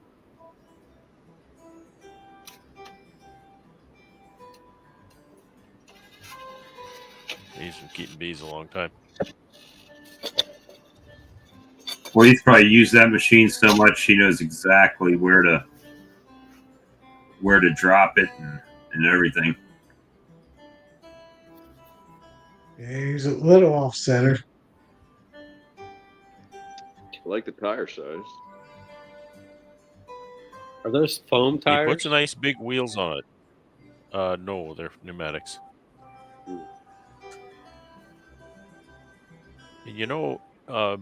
I'm not a big fan of those cheap Chinesium pneumatic tires. However, I haven't had a lot of problem with mine losing air.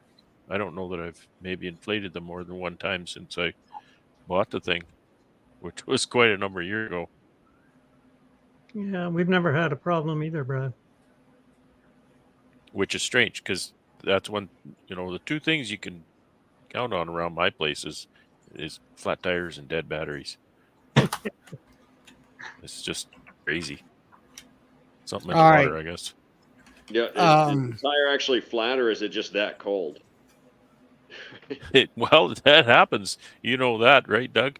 When the weather gets really, really cold, tires go flat pretty easy. Yeah. All right, here's the link, Bob, to the video that I'm talking about.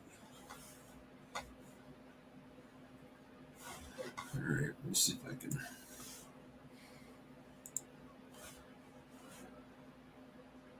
Getting a flat tire on the car at minus 40 is no fun at all. Minus 40 is no fun at all. Nothing at minus 40 is fun, that's for sure. Yeah.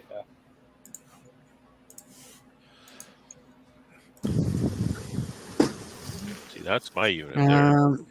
That's actually before my unit because it has different wheels.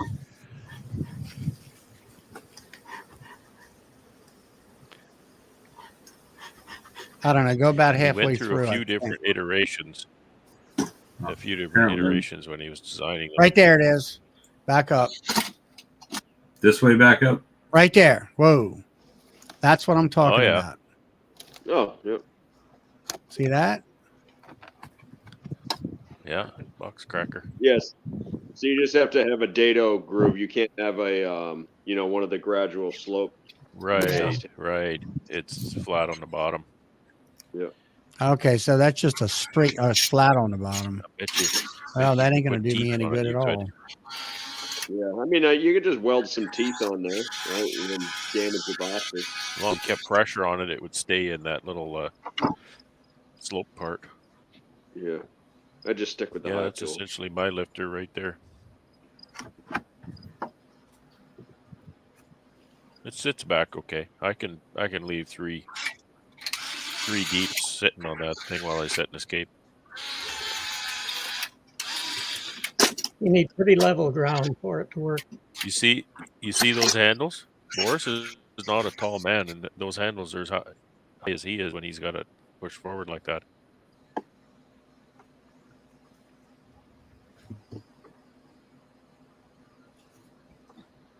Yeah, like Doug said, my ground where I'm at, it's quite bumpy, so I'd have a hard time pushing that around.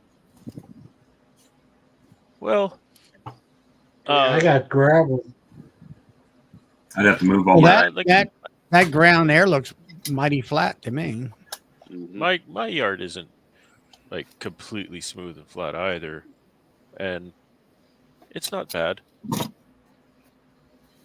mean, don't get me wrong. I think these things work great, but they wouldn't work out. You don't for want me to get it on a hillside, yeah, or anything. And yeah, if you run the thing into a hole, my stuff is definitely flat. I think just a little tension with the machine works as good as that machine he's using there. I agree. I think he's trying to demonstrate it. One less step too. But he's doing lots of work with the Hive tool too. Mm-hmm. Yeah. Yep.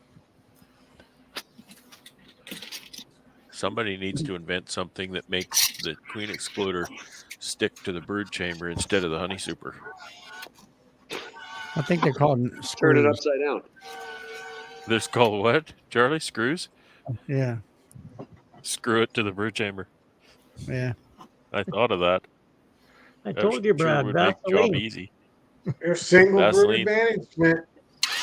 Vaseline the top of it, and when you put it on. Yeah. Is that right? Yeah. I'll have to try that. Guessing, Doug, or you tried it? No, I when I was trying one method of raising queens, I needed something to keep a divider board from sticking. Just put a little smear of Vaseline on, and it worked good. I'd be all right. Go through a little Vaseline, though. That's the only thing. I never noticed that. There's a combine over there in the corner.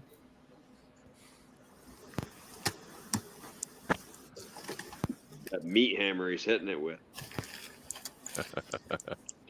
My hand hurt. Meat hammer, yeah. That's the thing. You don't want to hit things with your hands.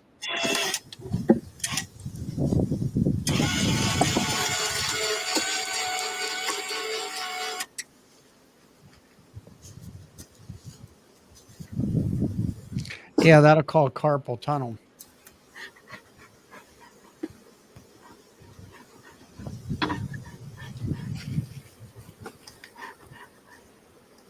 Bob, you have a new member to your channel. Saw that. I shared it up a minute ago. That's awesome.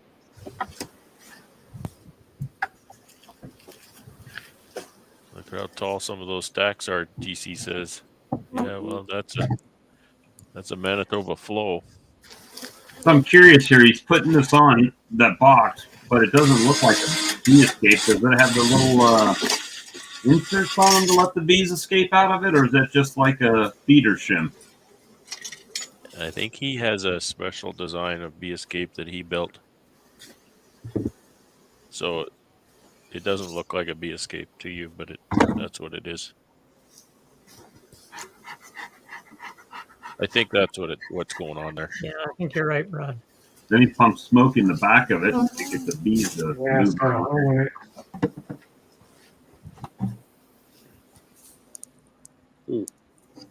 He was telling me about that when he phoned me one day,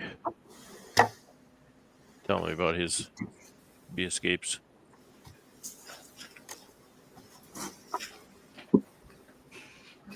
Yeah, DC has different wheels. Like I say, he went through a few iterations over the years to get the geometry and everything straight. And I think that's a little bit of an earlier model than when I bought mine, for sure. He told me once he was going to make a wax spinner. Oh. But I've never seen or heard of it.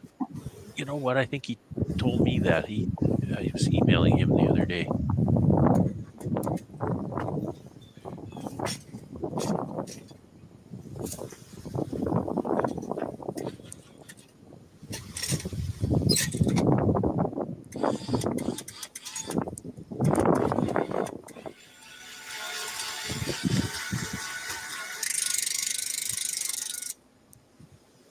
Well, anyway, that's what I was talking about, was that thing. But now you're, like you say, he's got homemade boxes where it's got a lip on the bottom. So that ain't going to work for me then at all. It wouldn't matter, right? If you come down below the, like on a traditional box, it's got the rounded bottom. When you start lifting up, it's going to start sliding into the deal there. Oh, you're talking about for pushing down, right? The tool to pop them separate. Yeah. The only thing I think the other one I saw that somebody made, it kind of reminded me of kind of like a jack stand where it was actually on the ground and he could raise it up and put a pin in it, and this, same lever action that would bust the boxes open and all. So, well, I'm glad that I showed that you guys pointed that out to me. Charlie, you could get a Widowmaker to do the same thing. A tree limb? No, a Widowmaker. Well, that's a tree limb to me. Yeah. Oh, no, those jacks on Jeep jack. And you just put on the bottom goes on the ground, and that top clamp will hit the bottom or the top of that handle. And yeah, what do you say about that, Brad? Right. And Brad, what do you say about that when it hits? Huh? Bob's your uncle. There you go. Yeah. So I put one in the chat there. Huh? What Boris sent me last fall, so it kind of speaks to what Doug was saying. He's got a bunch of equipment that he's been developing. Wow. Maybe we'll see him at Nobby next year. Think? I doubt it. You doubt it? I've been wanting to see him at Nobby for 3 years, and I ain't seen him yet. I'm working on him. I can't wait that long. You waited this long. What's another 2 years? Yeah. Let me let this cat out of here. I would like an uncapper that does away with that hand scratching on the frames it misses. Yeah. So that the new license one has you've seen the Simple Harmonies that's got the expandable blades on it, right, Doug? Yeah. Well, the new Lyson automatic one, when it comes through, it uses the steam blades, and then anything that's not cut by that, it rolls through those roller blades, so you don't have to touch it once you put it in there. So you don't have to pick anything loose or anything like that. I think it takes one person on the extracting line just for that purpose. Yeah, it's kind of ridiculous. There was one that had, instead of the blade one, it was you could buy that roller that has the little pins, Yeah. And there was one that had that roller underneath the blades to take care of that too. Oh, all right. Let's see. Well, it's about that time. I'm going to bow out. All righty. Okay, Tom. See what Have a the good night. freezing rain we get tonight. All right, everybody have a good night. See you, Tom. Good night. See ya. Trying to see if I can see it on one of their photos over here, but typical Better Be Fashion, they've got one photo of anything. Harleysville was asking who that. Boris Friedlander is his name. He's from Winnipeg, and he builds those lifters. Just trying to see if they've got a photo of it. But they don't. I know I've seen it on a video. What's that? That Lyson automatic uncapper, where it's got the roller blades underneath it. The new ones do. Let's see. See if I can search it out on the tube here. Charlie, Huh? if you want to control the temperature on your uncapping plane, just go on to Amazon, buy yourself a $25, $30 motor controller. It's a little box, plugs into the outlet, then you plug your machine into it. It'll have an off and on switch, and it has a rheostat. You can just turn it until you get the desired temperature. Yeah, that's pretty good. Okay. Charlie, you have the Maxent hand planer, right? Right. Yeah. Okay, nice. You have the same issue I do then, I take it. You got to turn it on and off and on and on. And if you get busy doing something, then thing gets hot and then it'll caramelize the honey. Yeah. And you got to clean it because it's like having a dull sickle bar in life. Yep. You gotta just, it's gotta be constantly in the comb or it overheats. Yep. Doug, what was that called again on Amazon? It's just, it's a motor controller. Okay. I have one that I use on a router. And variable speed motor controller. Yep. Yeah. Yeah, it just works with a rheostat. You could set your temperature, no problem at all. It's pretty much, it's a potentiometer, right? Yeah. Yeah. That's a good idea. I think I'm going to try that because I me have the too. same issue that he does.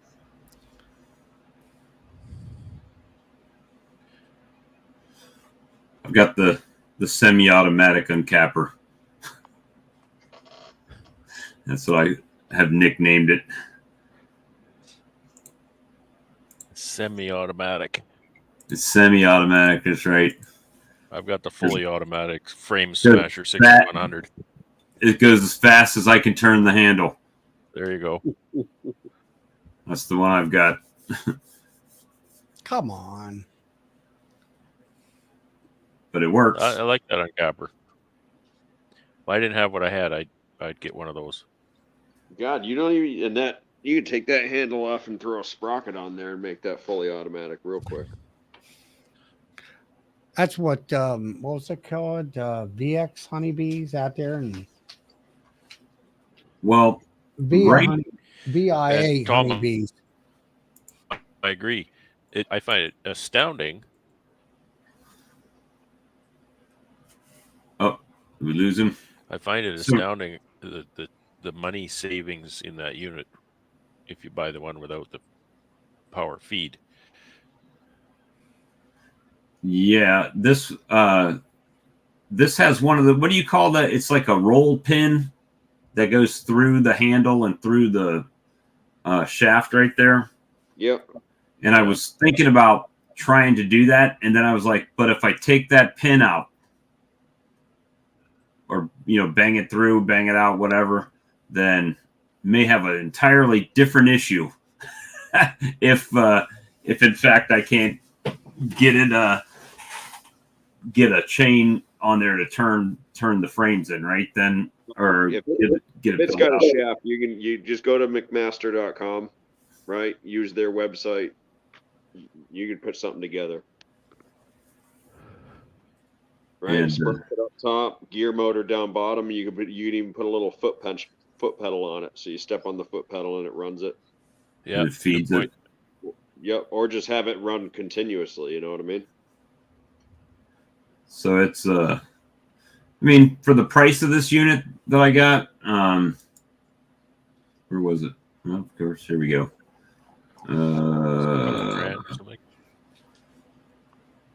I'll show you exactly here in a second. It's on number 2. Oh, you were successful in selling your other unit, right, Bob? Yeah, I did. I sold the other one finally. This is the one I got. 38 plus shipping. Oh, that's got a nice big tank though too.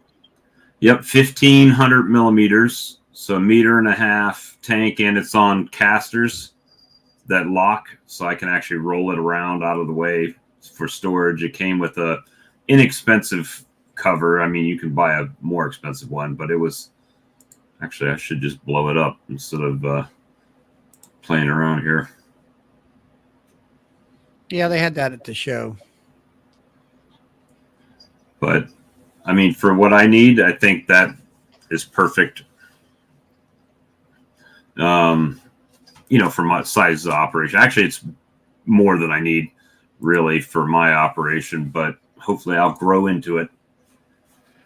It's nice that you can, because you got that outfeed tank, then your cycle time and your extractor can be short. You can load and unload. You're not unloading your extractor and then loading it frame at a time as you uncap, right? You got waiting there. As soon as you got it unloaded, let's just fill it up again. I can do 30 frames, put them in the extractor while the extractor's running, run the next 30 frames, unload, load, run another 30 frames, right? So that's exactly what I do too. So it's not bad. I mean, I did sell the other one, which was a 1,500 millimeter tank, similar to this one, only the wheels on the other one were adjustable, or the legs were adjustable, so you could tilt one side slightly down so the honey would run down to the gate at the end, or to the drain.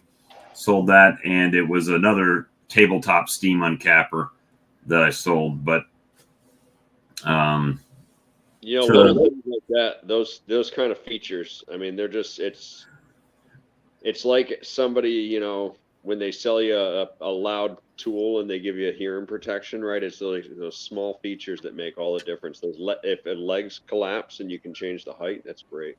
Well, you know what else? When he had a what do you call it? It goes in your receiver hitch, but it's like something you would put a 4-wheeler or something on to tote it behind your vehicle. Yeah. I'm like, oh, this will go right in the vehicle if you fold down your back seats. He's like, well, how's that? I said, because the legs, you can unscrew them and take the legs all the way out and just slide in the tank and everything, and then put the legs back on it. So that's handy. The new one wasn't like that. So I literally have to, I put a 2x4 under one set of wheels and lift it up when I'm done. So any honey in it will run. It makes you feel silly with the nice equipment, right? And then you're like, I got this 2x4. Yeah, that's the crazy part.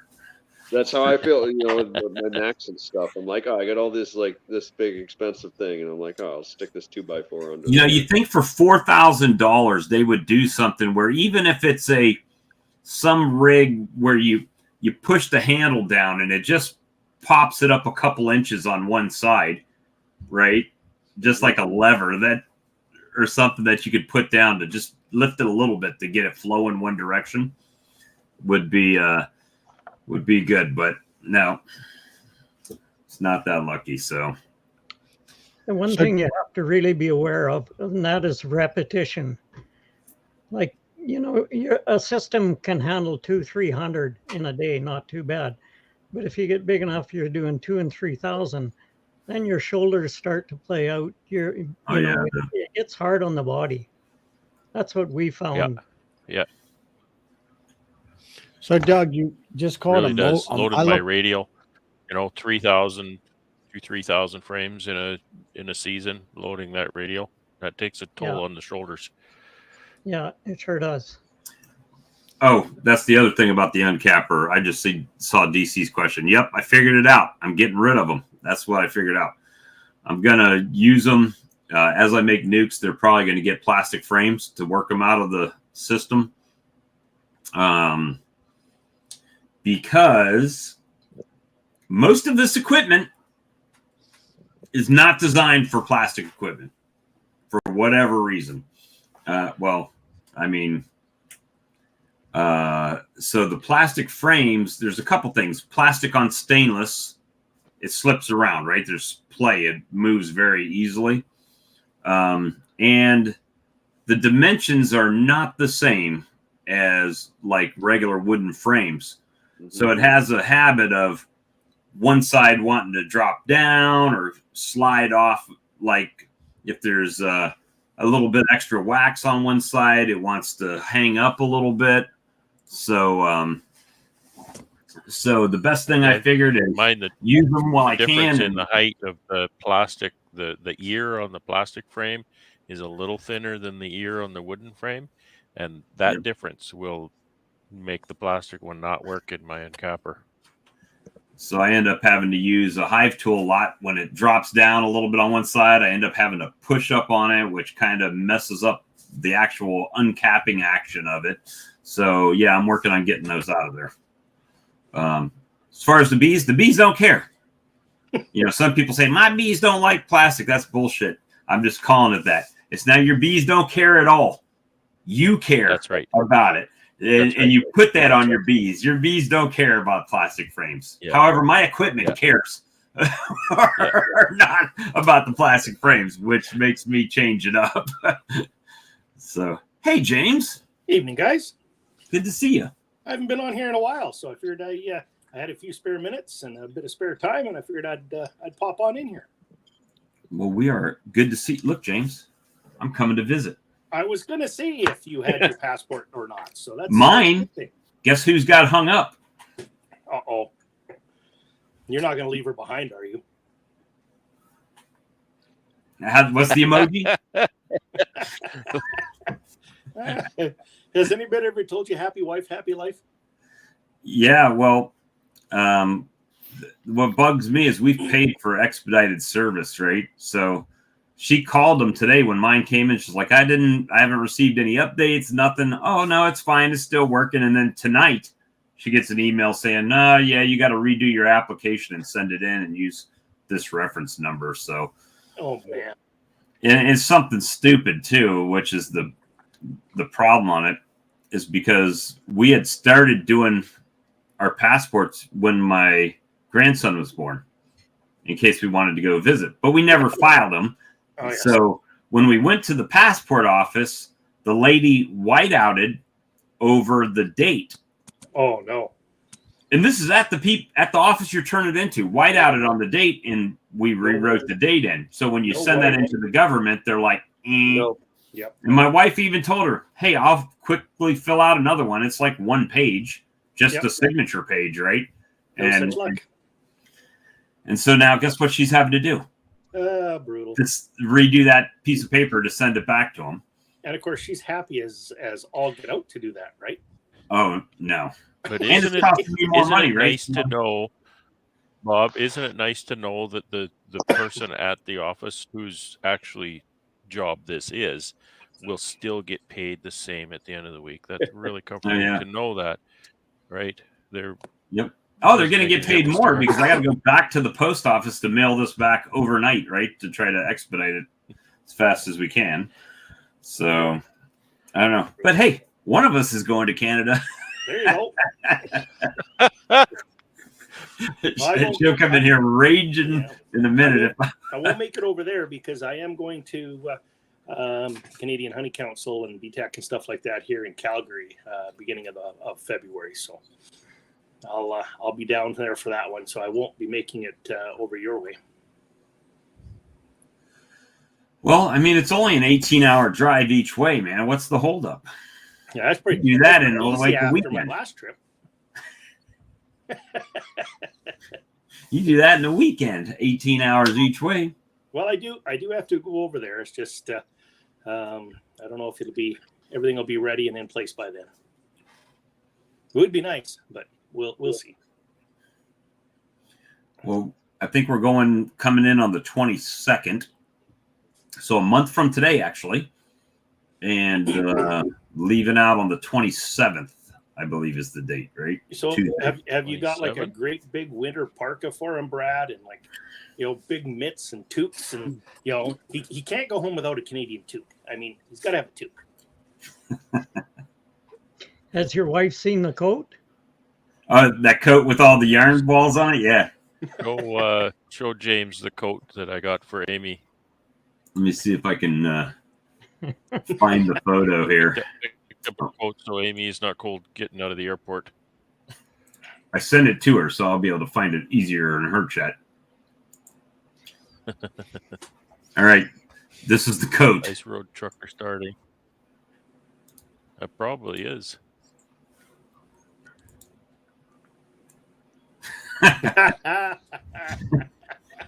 It should stay warm. And she's not buttoned up. What in the world? Yeah. She looks happy, too. She's got to be Canadian. Look how happy she looks to have that jacket on. Very happy. Well, that's let me stylish. just put it this way. When my wife first joined me up in the Northwest Territories, she came up there.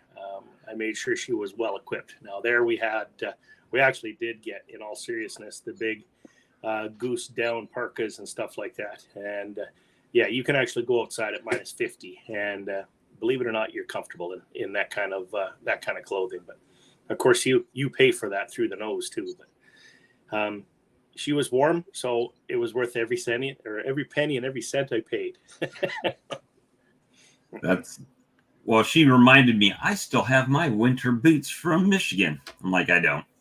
So still, it's not Canadian cold. Actually, you know what? We had a couple weeks of brutally cold weather, but next week it's forecasted, like, believe it or not, there's +4, +6, and I think I even saw one there +9 in beginning of end of January, beginning of February. Now we get Chinooks here, but we never get Chinooks anything like that. Like, that is just absolutely mind blowing. The weather we're having this year. So I'll be honest with you, I'm quite concerned because we might have 8 inches of snow is all we got out there.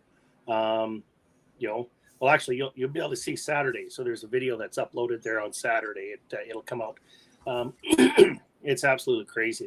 They're forecasting a hot, dry summer here, and unless we start getting some snow or some precipitation early in the spring, it's not looking good.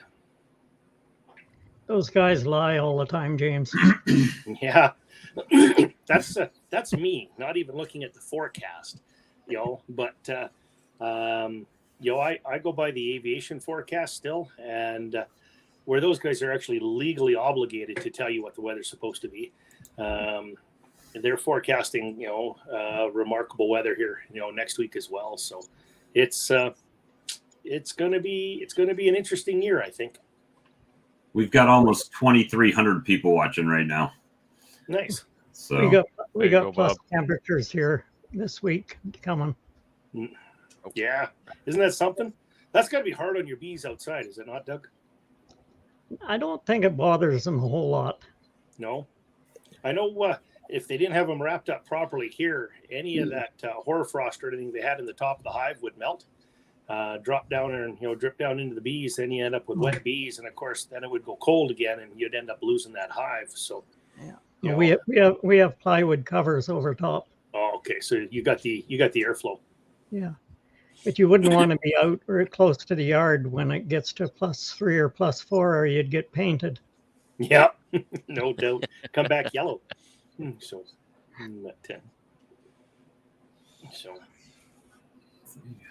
Well, you guys don't want to know how hot it's going to be here next Monday. And It's gonna be 75 degrees later this week here. It's going to rain. 72 Monday and Tuesday. So for you folks up north, that's 22. Yeah. Wow. I'm going to wear short pants out in the yard just so I can do a video of me in short pants for Brad. We're just happy you're wearing pants, period. I'll go out wearing my drawers. It's too hot to out be in in short the yard pants. with short pants today. Yeah. I was in the yard with short pants today. No, there you go. It's too hot in the shop. I was working in the shop and it's just too hot, so I was wearing short pants, and then I had to go outside for a while, so I was out there jacket and short pants. So it was a bit of a fashion statement. I finally spent some time out in my wood shop, and I walked into my wood shop and I looked around and I thought, good God, this is a disaster beyond disasters. And then I just cleared everything off the bench, finished my video, and closed the door. Yeah. I'll deal with it tomorrow. Is there any update on your thieves?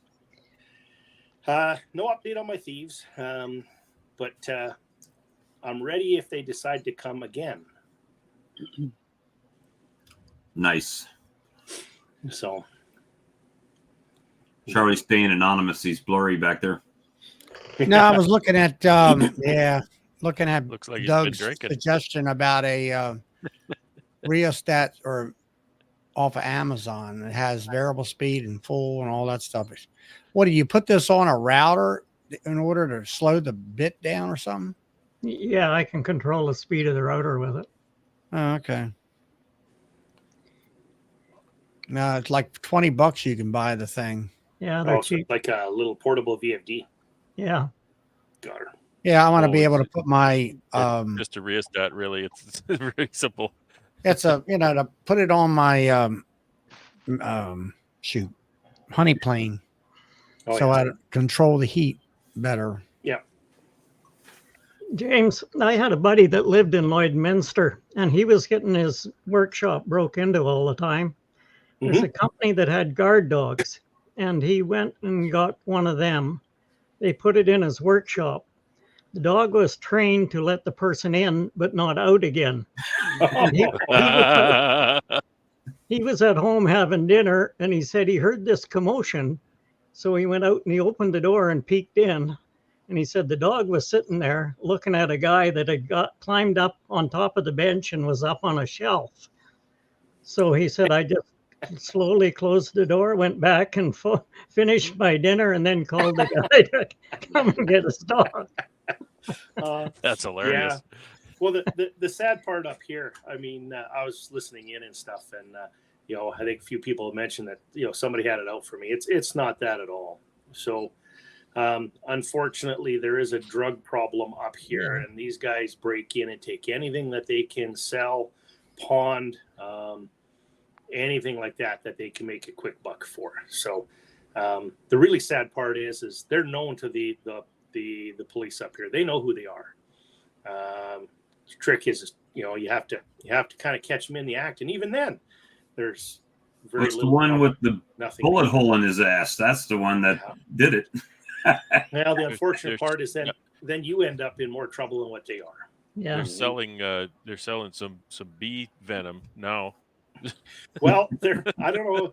I sent everybody some pictures. There is no way in hell. So you can see where their vehicle was parked kind of outside the door, and they must have had the lights and stuff like that on, because probably, I'm going to say 6-8 yards outside the door, there was this black swath of bees dead on the snow, except for where their vehicle was. That was still white. So there's no way they got in their truck and drove away without that truck being right full of bees. So good for them.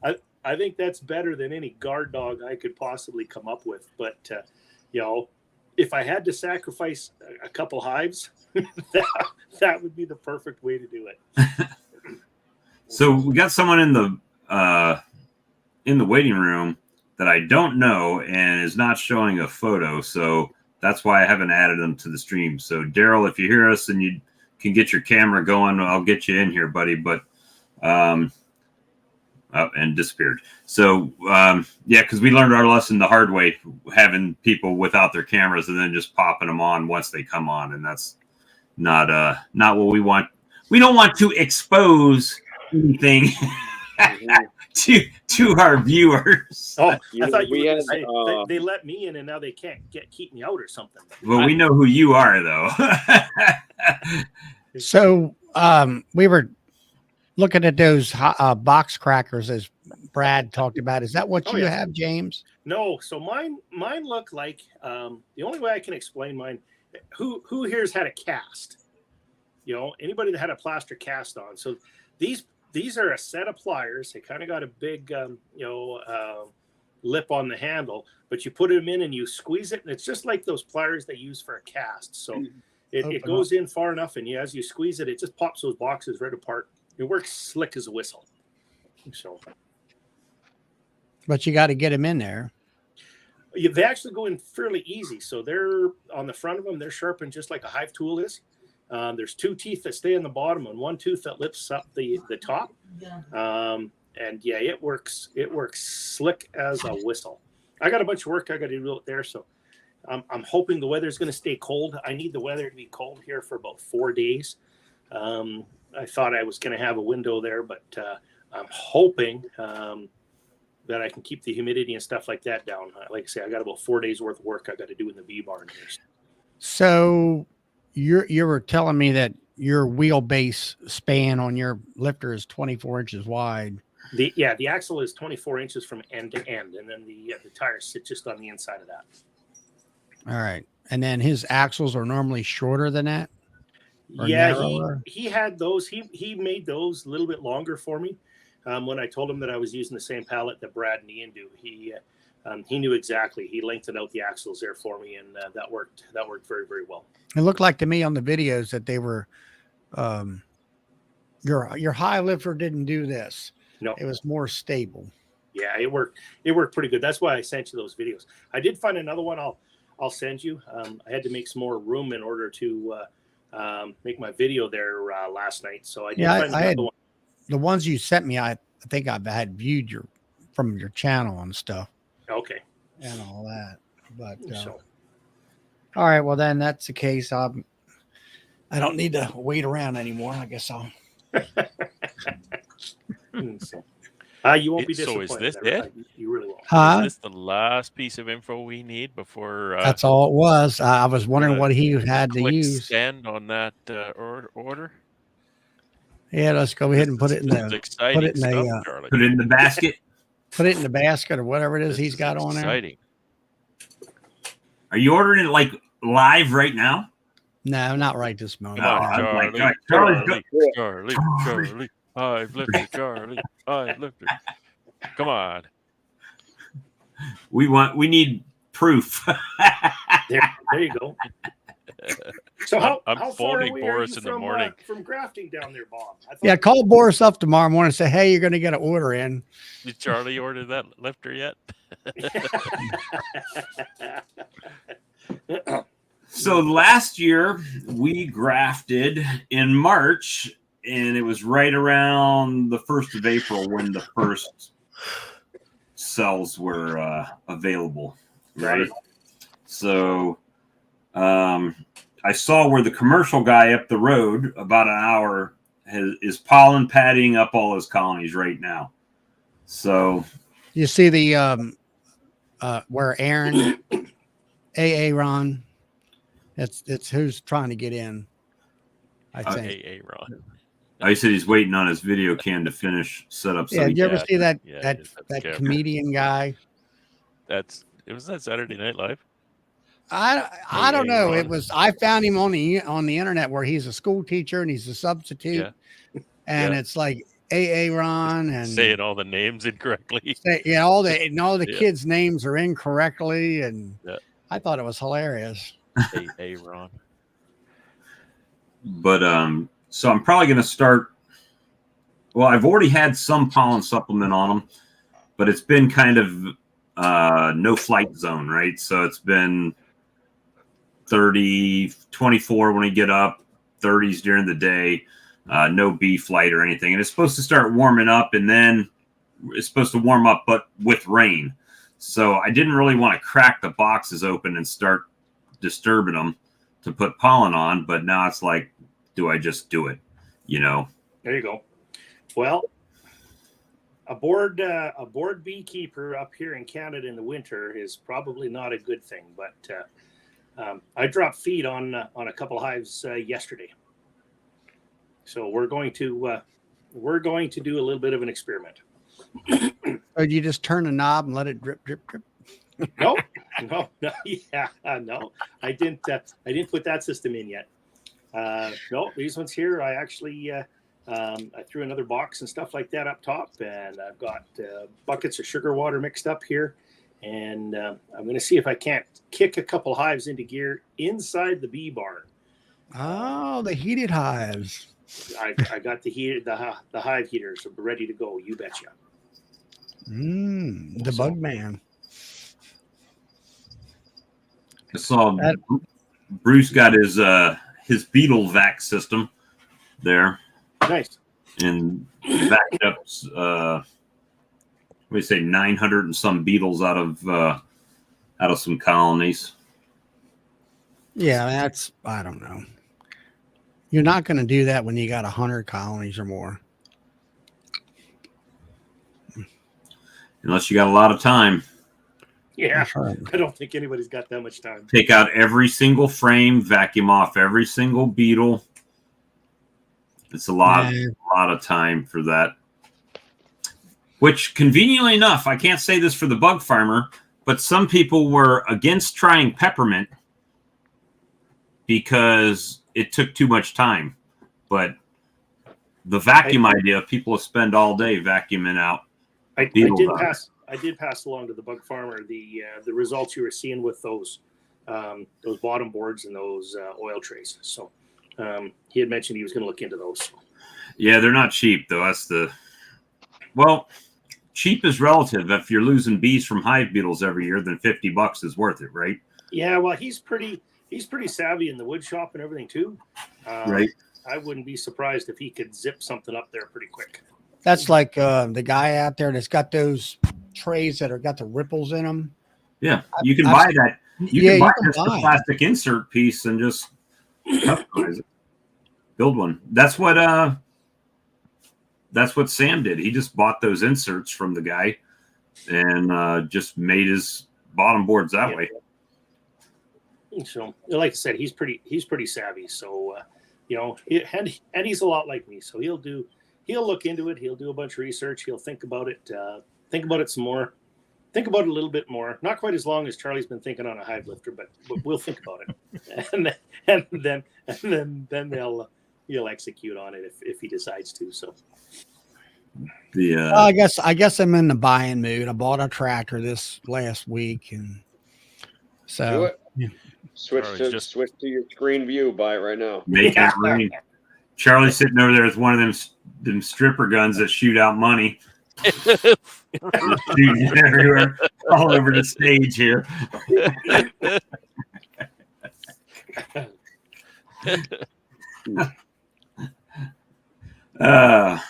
That's funny. All right, guys. Well, it is 10:26 Eastern time. We've been going 2 hours and 15 minutes tonight. It's saying we've got 2,678 people watching right now, or actually 2,747. So, booyah. Nice.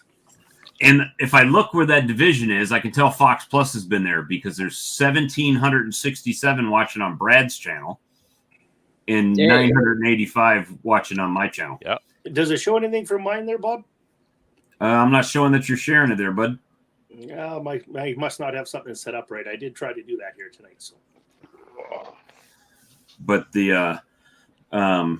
we will be live tomorrow night on Lee's channel, Kodiak Farm Bees, at 8:00 for our regularly scheduled broadcasting.